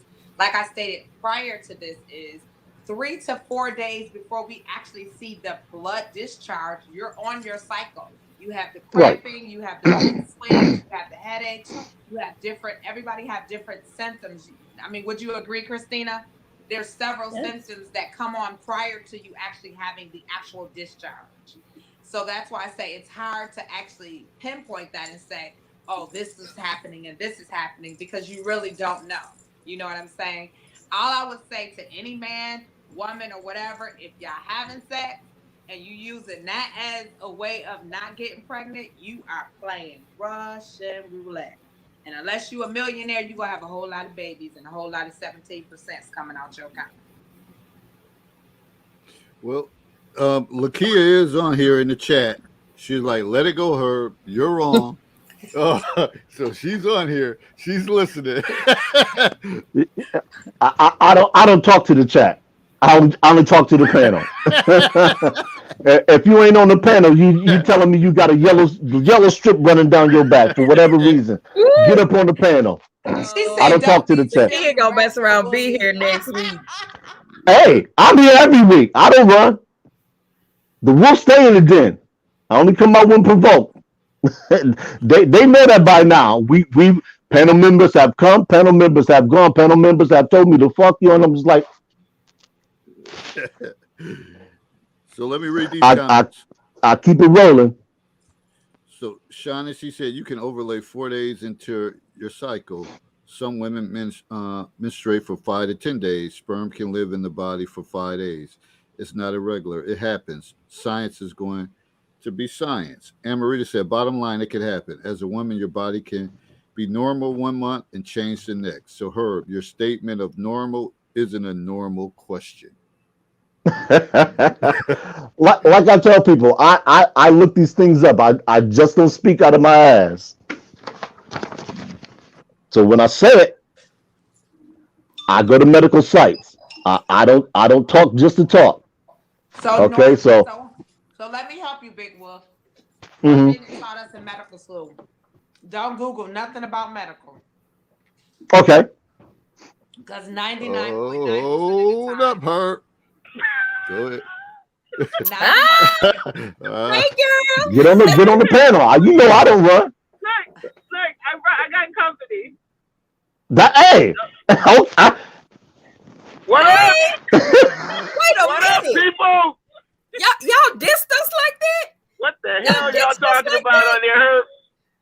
Herb, you better hang that one up, man. I'm putting it on the wood, man. You know I don't run. I'm like the U.S. flag. These fellas don't run. I was about to run for you, though, because they sure had you on the ropes. Hey.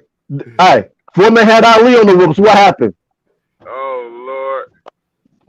This ain't good. Listen, you got to let it go. Sometimes you just got to let it go. Ain't that one of your songs? Yep. Sing it. Oh, gotta let it go. So we've been listening. We was at the dinner party, and we was trying to hurry up and get out of there so we could get into the conversation. Y'all talked about Will's topic about dating and friends. We couldn't really get too much. Oh no, we don't want to go back on that because we're not gonna go back on that one. Willy moments. But I just been hearing about about this whole situation with the menstrual cycle. I still I don't even know how it even went on that long, because you telling women who have children how their cycles work. Is that not what I said? Wrapping up that makes no sense to me. Last show, is that not what I said? Exactly. Hold on. Let me So see, and this is what I was talking about, her. When you all talk and you keep pressing the point, look, we're the men. We've experienced this. We're telling you what we've experienced as men. You're women. You don't understand it. I will back up and be like, I got to think about this. I am looking at it strictly from my experiences as a woman. Correct. And individual. So I need to take under advisement what they're saying, they're experiencing as men. They would know. I wouldn't. In a situation like this, come on now, we're women. We have these organs. Thank you. This is our lives. Okay, wait a minute. So hold on. Okay, hold on. I don't have a dog in this fight. That's why I'm quiet. Let me ask a question. He's still arguing. He ain't gonna be. No, I'm going to ask a question. So you mean to tell me that your cycle and Lakia's cycle are the same? Never. No two But women that's my this earth cycle is going to be the same. Correct. Now, dude, What is your Somebody in point? the world can do what he said. Hold on. If you have two women living in the house, Those cycles will sync up. Those cycles will sync up. I had a bunch of girls. I know all about that. Okay. Because they're in the same household, and our body chemistry will begin to mirror each other. That's just Which is just another example of how sensitive our systems are. How easy change. Hold up. I ain't know about that.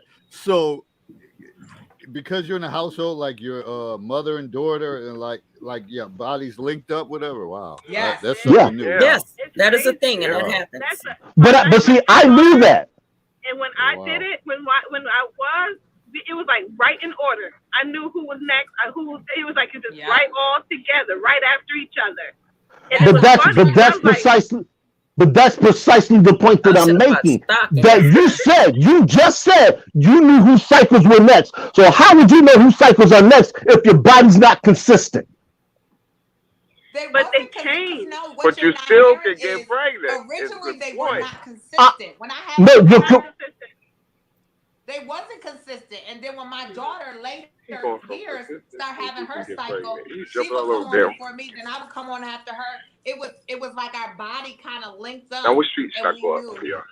You know what I'm saying? Right, but it's not that it's a consistency. It's just that the body begins to mirror because of the sensitivity of our ovulation and the cycles and how our body chemistry as women. You got to keep in mind, though, let's look at the original state. The original state is we came from your vital organ, okay? That's where all the organs are. Because those organs are there, organs are going to mirror up, okay, if they're connected like that. If you're in a household with another child, with another young lady, when I was in college, my body mirrored up with some of my room. I was like, whoa, wait a minute. It was the 5th. Now it's on the 14th. What's going on? Yeah. Because your body begins to mirror up with the person that you're in the household with. I know, I understand it, but the point that I'm making is this. Once the changes occur, let's say you get women that move into a unit dwelling or whatever the case is, and your cycles sync up. When will they change? When you get away from each other. When you get away from each other. That's I had a friend. We used to travel together. You don't have my Wi-Fi connection no more. Right. Okay. A friend of mine, we used to travel together every year. And every year I would start my cycle. And she would get mad at me because hers would link up with mine. It was like, I wasn't supposed to be on this week, Christine. This is your fault. That's I'd get all the time. She'd go back home. Everything went back to normal for her. Wow. Somebody said, Herb, are you a father of a child? You keep pressing. Okay. Perfect. That's arguing a point Thank you. that don't even have any. He do have a sick, concerned look. Like, wait a minute. Because I always love when people. Do you know how many women I screwed while they were on their periods? You mean somebody could have my baby? Because I always love when people pay attention to what's said. Oh, man. That just tells me that people don't pay attention to what's said unless they trolling, in which case I really don't respond. That's all that is. That's why I had the perplexed look. I'm just thinking, is this an idiot or is this a troll? Oh, something in the comments. Yeah, in the chat. I told you I don't go back and forth with the chat. Anyway, That's like somebody trying to heckle a comedian. I got the mic. Our cycles are so sensitive; they can be off at any given time.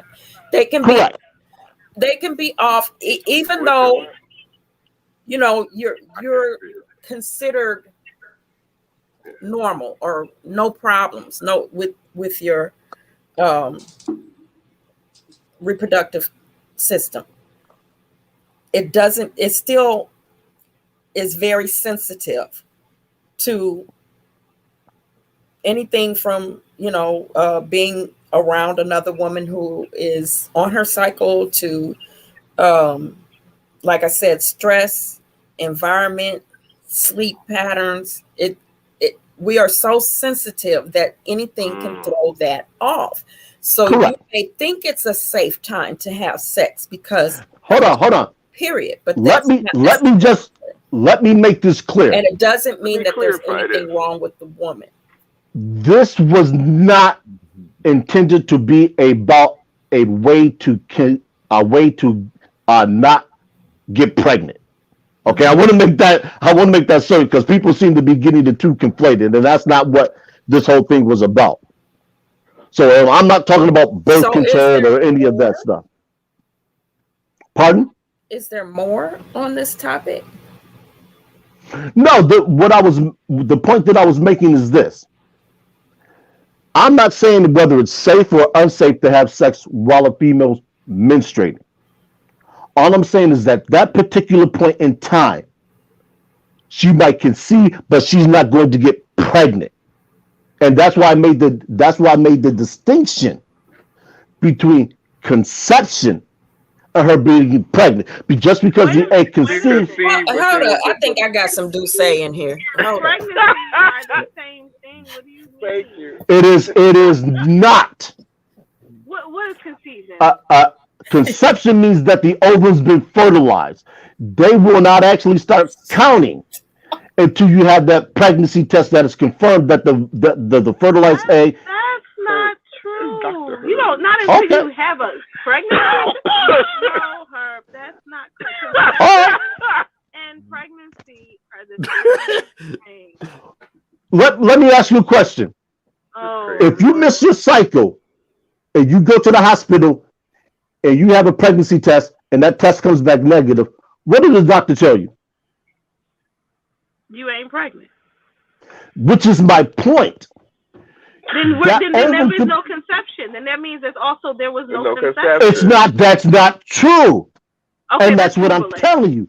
You can have an egg that is fertilized, but it doesn't implant in the uterus.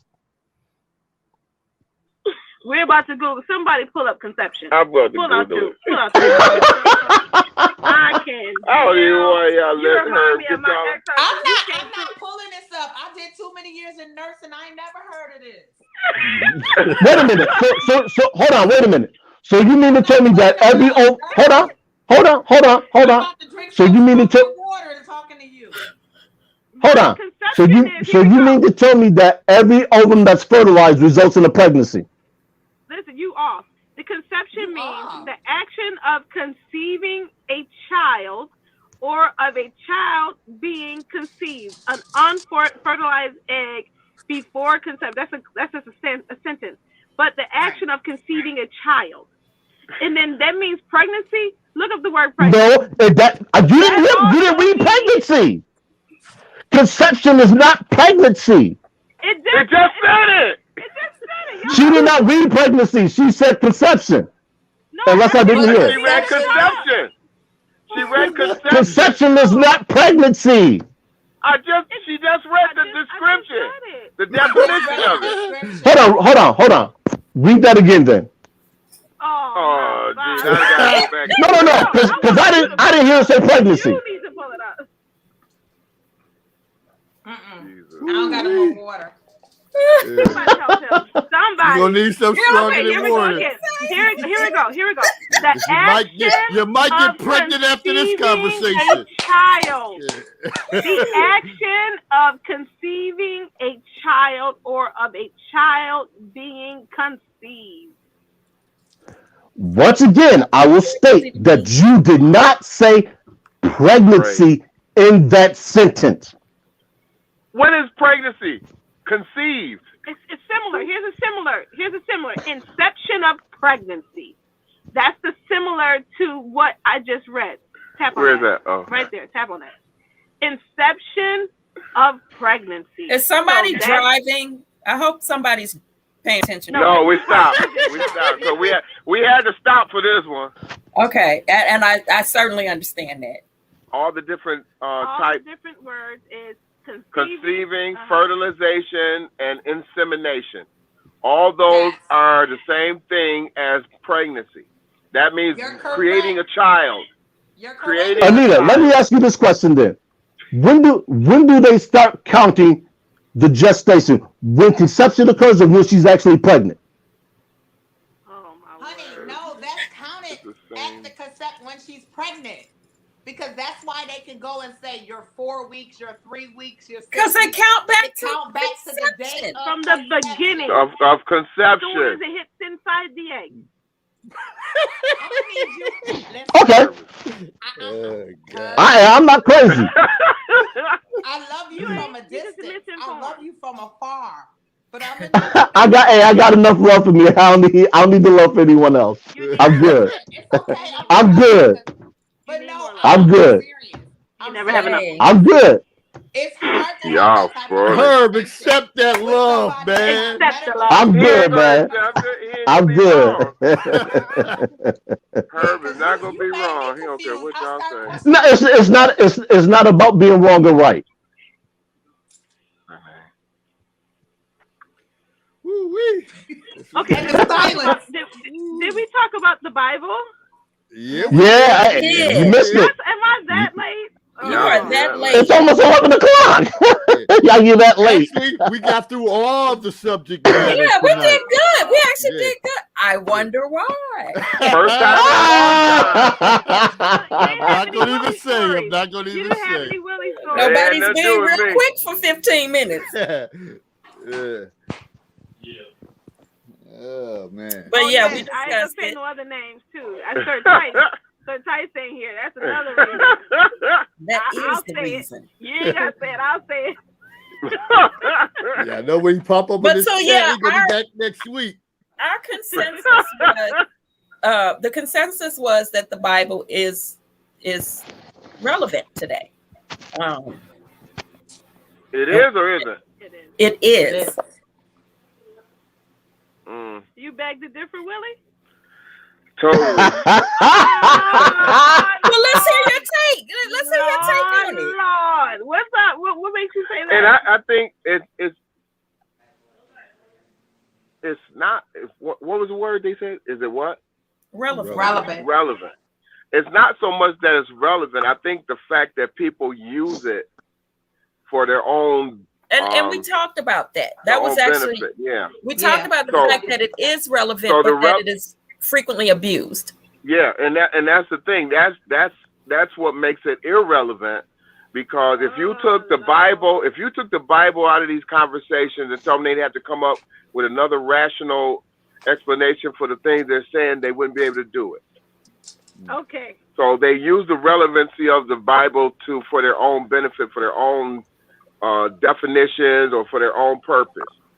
And then It's like when a- it doesn't fit their purpose, or if it don't fit, they can't come up with a verse, make up a verse that suits what they want to point, the point they're trying to make, then they want to change the subject. It's like a protector. Like, okay, if I Yeah. if I go there with, if I reference the Bible, they can't Yeah. touch me. yeah, And that's Right, kind of exactly. the attitude. Because So they know I so agree many with people, so many people don't know the Bible, or they don't, or don't know all the verses or chapters. And because there are so many verses and chapters, no matter what you say, they're gonna say, "Well, that ain't the chapter I'm talking about. That ain't the verse you know what I mean?" You can go back and forth like that all day, and it's so the relevancy of the Bible. If you took the Bible out of a lot of relationships and a lot of conversation, half the people wouldn't have anything to argue about because they wouldn't be able to justify some of the nonsense they come up with. Which I agree from the standpoint that if you're using the Bible as As a defense, to argue your point of view, I think you've already lost. right? Now, if you're using it as And the a only reason basis, I say that is everybody doesn't believe it. Everybody doesn't Right, believe in exactly. the Bible. There are other don't- religions. There are other sacred texts. There are people that don't Mhm. believe in any sacred text. exactly, So if you have a point to make, if you can't make a valid argument for it without quoting the Bible, then you probably really don't have anything to say for real. right. Now you can make the Bible relevant if you say, we want to base our relationship or our marriage or whatever on the premise of the Bible. Now then it could be relevant in that instance, because now you're going actually into the Bible and you're finding things that you're basing your relationship on. And if I mean, there's an agreement to do so. Right. That's a difference. Right. That's a But different, in that's a addition to different that, situation though. in But you addition rarely to that, have people doing that nowadays. Most In of the time addition to now you that, have people. Yeah, go ahead. I'm sorry. I think the Bible is relevant for personal use. It like you can find solutions to things you're going through. You can find comfort. Yeah. You can find those things in the Bible, but you're using it for the right purpose. You're using it for you to strengthen your life, not to browbeat somebody else. Right. But I think that's what the subject we were talking about is, like the relevancy of the way people are using it in relationships. And very rarely are people bringing the Bible into relationship as to say, let's base our relationship on the Bible and then look at the Bible and say, this is how we want to do. They're doing just the opposite. They're only using the Bible to either justify something or to deny something or to get out of something. Well, because that's not in the Bible, Or to we're condemn not gonna do somebody this. else. Right. Or condemn somebody else. So, you know what I mean? So it's not being used to stabilize relationships and to build a base for relationships nowadays. Most people, like you said, most people don't use the Bible, or they don't know the Bible, or they don't practice. It might be a different religion or whatever the case may be. So when you say the Bible, it's not, I don't think it is relevant as it used to be for my grandmother or my great grandmother or people like that, because a lot of their relationships and things were that part was based on scripture, and they talked about scripture. And they sit down, they read the Bible together, my grandmother and grandfather, so a lot of things they did was reinforced by what they were reading in the Bible. Mm-hmm. So I don't think since you brought that up, I don't think that has anything to do with the Bible. I think that has to do with people belief, because the Bible does not change. It's the same yesterday, today, and forever. I believe that people's belief factors change on how they utilize the Bible. And as we stated earlier, people use the Bible for different areas to browbeat people. I remember, in my relationship with my prior marriage, it was like, to death do us part. So you got to endure whatever I'm going through, because these vows, we going to the grave together. Yeah. So people browbeat people, and they beat people with the word, but the word is not produced like that. It's produced with love Yeah. and kindness. Right. And the thing is, the word is set there, and people, the conviction comes from God. But what happens is people want to convict people based off the Bible. Right, and that's Okay. what they throw, and that's the thing is that, of course, that person who's normally throwing that browbeating is someone they're throwing against somebody who they know don't know the Bible the way they know it. You know what I mean? So of course they'll come up with something, and they may even use a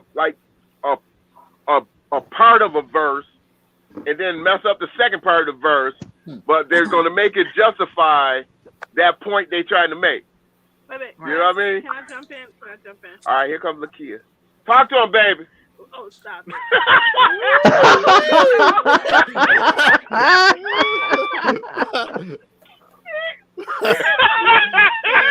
Here. Okay, so listen. I'm just playing, y'all. I'm just playing.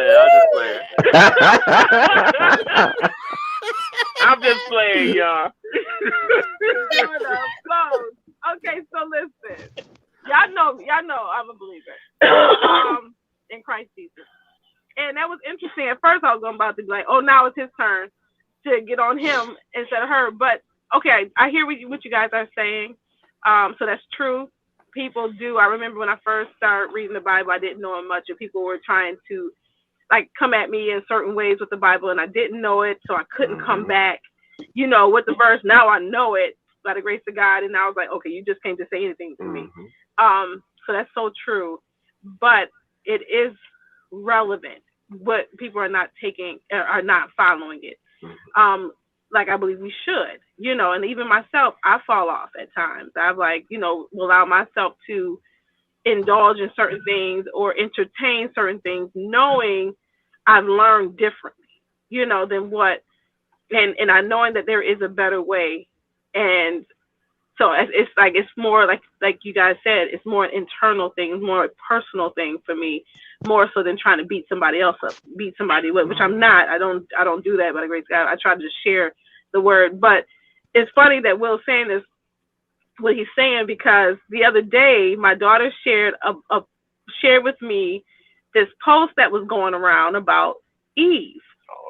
Okay, so this word-knowing guy here tried to convince me that the word said that that they didn't eat an actual fruit. It was actually sex that was they did because they ate from the tree of life. And then I was like, that the word don't say nothing about no tree of life. I'm kind of perplexed, and I'm trying to whatever. And he like, oh yeah, he bought all into it, yet to justify his reasons, probably for sex.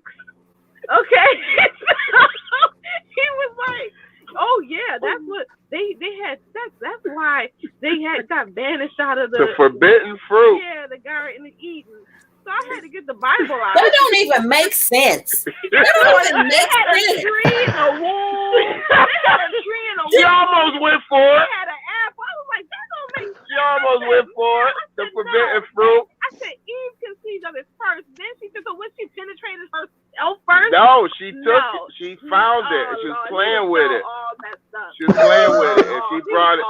And she brought it to Adam. And told Adam. Giving me a headache. Okay. It's all about. It's about sex. It's all about sex. Dude, It's all about how y'all interpret it. The word says that they ate of the knowledge of good and evil. It had nothing to do with life or sex or death. It said the forbidden fruit. It wasn't. It was a actual fruit. We just don't know what kind of fruit it was. I told you. No, it was not sex. It was How could it be? He tried to say it was sex. Okay, help me out. They didn't realize they were naked until the fruit was eaten. Until he ate the fruit. Till he took part in the fruit. And when he took part, but that's right. Wait, hold up. He realized once he did that, and God said, tell them be fruitful and multiply before he they ate of the forbidden fruit. Yes, that's what I'm saying. From the tree of knowledge. Life. Yes. Ate. They ate the fruit. They ate it. ate the fruit. They put in their mouth. Stop it. Yeah. Just And stop. they He swallowed ate it. the fruit. Oh, whatever. Just What? stop. So, Stop okay. it. Stop. So that's how he's very familiar with trying to take the Girl, you in the word car that he with don't him? know You, and are you in the car manipulate with it him? and create it to be what You he better wants scoot it to over and be. hold on to some rubber. Girl, I don't know what he was over there doing. I'm just saying he ate other fruit. You weren't supposed to eat the fruit. This man trying to get struck by lightning. Okay. I said, Lord, I'm just trying to. You heard me use the word Listen. brother. Help this brother. We about to get some closing comments. Whatever y'all want to put on the agenda for next week, we can do so. Next week Eating gonna be fruit. rough because we actually got through everything. Yeah, eating fruit or whatever the case y'all trying to Nah. do. We're gonna, Leave this alone. Leave that nonsense right here today. Willie, look at my face. Yes, dear. Yes, dear. Okay. Please let him know. Hey, I was just trying to get some clarity. I don't know. Dang. No, Yeah, he was right. serious. He was like, yeah, and that's why. That's why this and that's why I that. know for a fact you wasn't trying to get clarity because I know you. I was purpose. You Nah. what, Nita? Really being the What you class know, Nita? clown. I was perplexed. I'm Shani, just she saying. said, It eat the fruit, eat the peach. it said, don't eat the forbidden fruit. That's all I'm Somebody saying. said eat the groceries. Stop. Don't eat that either. Don't eat that either. Anita said Dave got Don't to eat no see groceries. 200 Don't eat kids no in the forbidden morning. fruit. Yeah. None of that. Oh. That's right. Be fruitful and multiply. Just don't eat it. Closing comments. We gonna get out of here. Well, I'm gonna close out with. What am I gonna close out? Oh, the Bible should be relevant only when used properly in a relationship. And in closing, headshots can be deceiving. Be careful. Facts. The facts on that. Facts. Go ahead, Great Lakia. fact. I ain't got to go there. I ain't ready. Lakia ain't Anybody ready. else got any closing comments about the whole entire segment? Anything stood out? I missed y'all tonight too. Yeah, We where missed Willie you. at? We didn't have no real Willie moments, but hey, David filled in for you. He gave us a couple of good David moments. Yeah, y'all I did. missed it. I gotta watch it. They tried to back me in the corner. I gotta He watch it. got I in the missed corner, it. all right. But I was He like like it, Mayweather. I was like Mayweather. I shrugged that off, right? He was in the corner. He ain't like it neither. I'm gonna watch it later so I can come up with a good topic for next Herb week. tried to rescue him. They believe their own thoughts too much. They unwilling to expand on certain topics, but that's okay. Okay. I got a good topic for next week, so Wait a I'll minute. save it. Wait a minute, Herb. Did you just say that? Really? They don't like to. We don't like to expand yet. They didn't want to expand their thought processes. Is that what you just said? Lord. They Y'all don't better close out. their beliefs. Uh-oh. Boy, who's next? Who's next?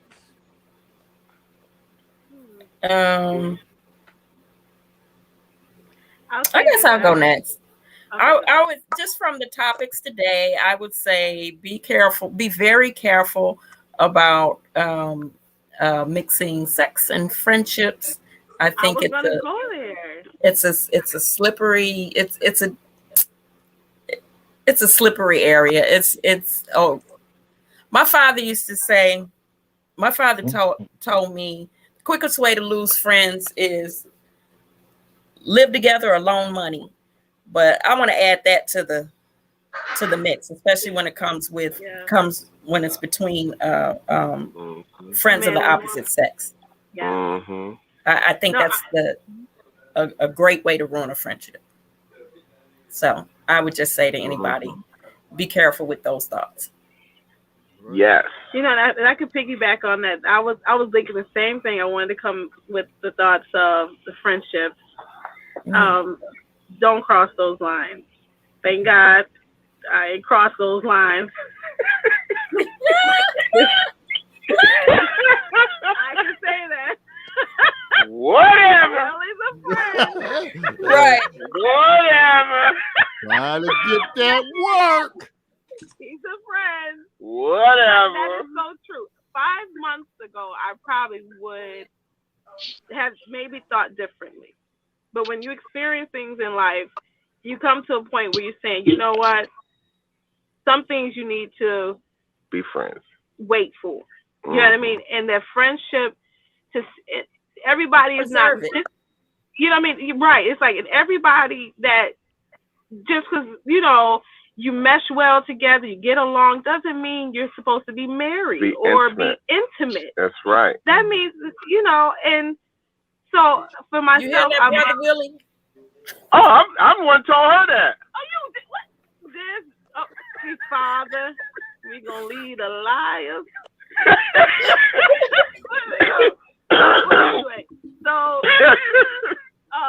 that's saying like, Anywho. no, definitely do not do the mix, and that's where I'm very strong in. I'm not making any more mixing up because it's not healthy. You know, and then you find yourself entangled in that entanglement, and then now you lost somebody that can be a really good friend.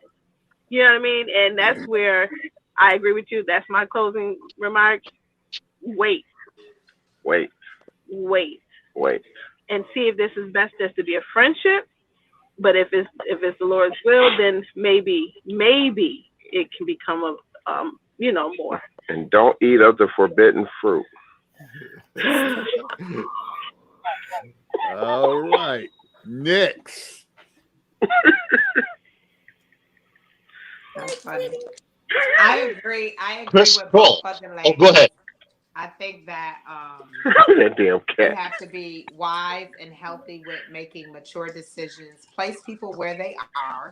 The cat. Have healthy communication about it, but make sure you don't blend the friendship and the sexship together, because you're not going to be able to recover that friendship in its original Right. state after you put the sexship in. So I think that if anything, be wise at this stage in life. And if you just want to have somebody that you want to just hit the sheets with, be honest and be forthcoming and do that. Be But honest. don't try to mix and combine those relationships and think you're going to have something that's going to have longevity or something with substance. Yeah. Right, thank That's you. And thank you for Janetta, for joining us tonight. I hope you come back. I hope we ain't Yeah, I scare hope you you off. come back. You need to come on when I'm on there so I can Welcome talk. edition. Yeah. We need to come on there when I'm on there so I can see what you're talking about. Willie, your ass should have been on here, because when I said I was going to I was cancel the show, busy. I see. I was chaperoning Lakia. He said he's gonna be my I was her chaperone. travel partner. So Yeah. I say that's what it is. I was her chaperone. I had to chaperone tonight. I wish I would have told the executive producer y'all was going to be doing all that. Well, we thought we was gonna be back by then, but we realized that's what I told you I wasn't gonna be on. Anita, I need you to come on next week. She ain't coming on because her crew I got ain't up. I got a good topic for you next week. So you I can need come to on. know what your topic is. You'll see it. You'll see it. You'll know it's my topic too when you see it. I can't wait. I can't So wait. so is it Anita or Anetta? What is it? It's Anetta. Okay. I thought it was okay. Yeah, Anetta. you were saying it right. Herb. Well, I thought he was talking about Anita in the chat, who used to be a part of the platform. No, I was mispronouncing it. Oh, I heck said no. Anita. She said it's Anetta, so that's correct. Oh, okay. I will finish by saying this. Sang Soo said, you can win 1,000 wars if you know yourself. Pat Benatar made a song called Love is a Battlefield. I'm all for getting in where you fit in, pun intended, or however you want to take it. As long as you know yourself, you can color outside the lines, you can color inside the lines. But if you don't, stay out of that battlefield. And as always, growth and understanding occurs in the gray area. Godspeed. See you next time. All right. Peace. I don't even know if I need to have a closing comment. You have to have a closing comment. You can do one. My closing comment, great show, great conversation. everybody had an opportunity to expand on different things, and it's about building. It's about growth, as Herb said. And I definitely appreciated the different topics because you learn. Nobody has all the answers. Like y'all was saying stuff tonight about women in the house connecting all. I know what the hell. I ain't never thought about that. I mean, my sister and my mother was in a household together, but I guess we was engaged in boys activities that we never even thought about it. So Yeah. It's a purpose for this. People, we're gonna say some uncomfortable things. You have to deal with it. If you can't, then go elsewhere. And a lot of people, I take all the heat from the counselor's corner. Shaughnessy said 70% of men. What was that? What was it? 70% men are what? Drama queen. Drama king. Drama queen. In the counselor's corner. You know, the funny thing about it is there's only about a dozen or so guys in there. Yeah. But I take it They're all the in stride. noisiest though.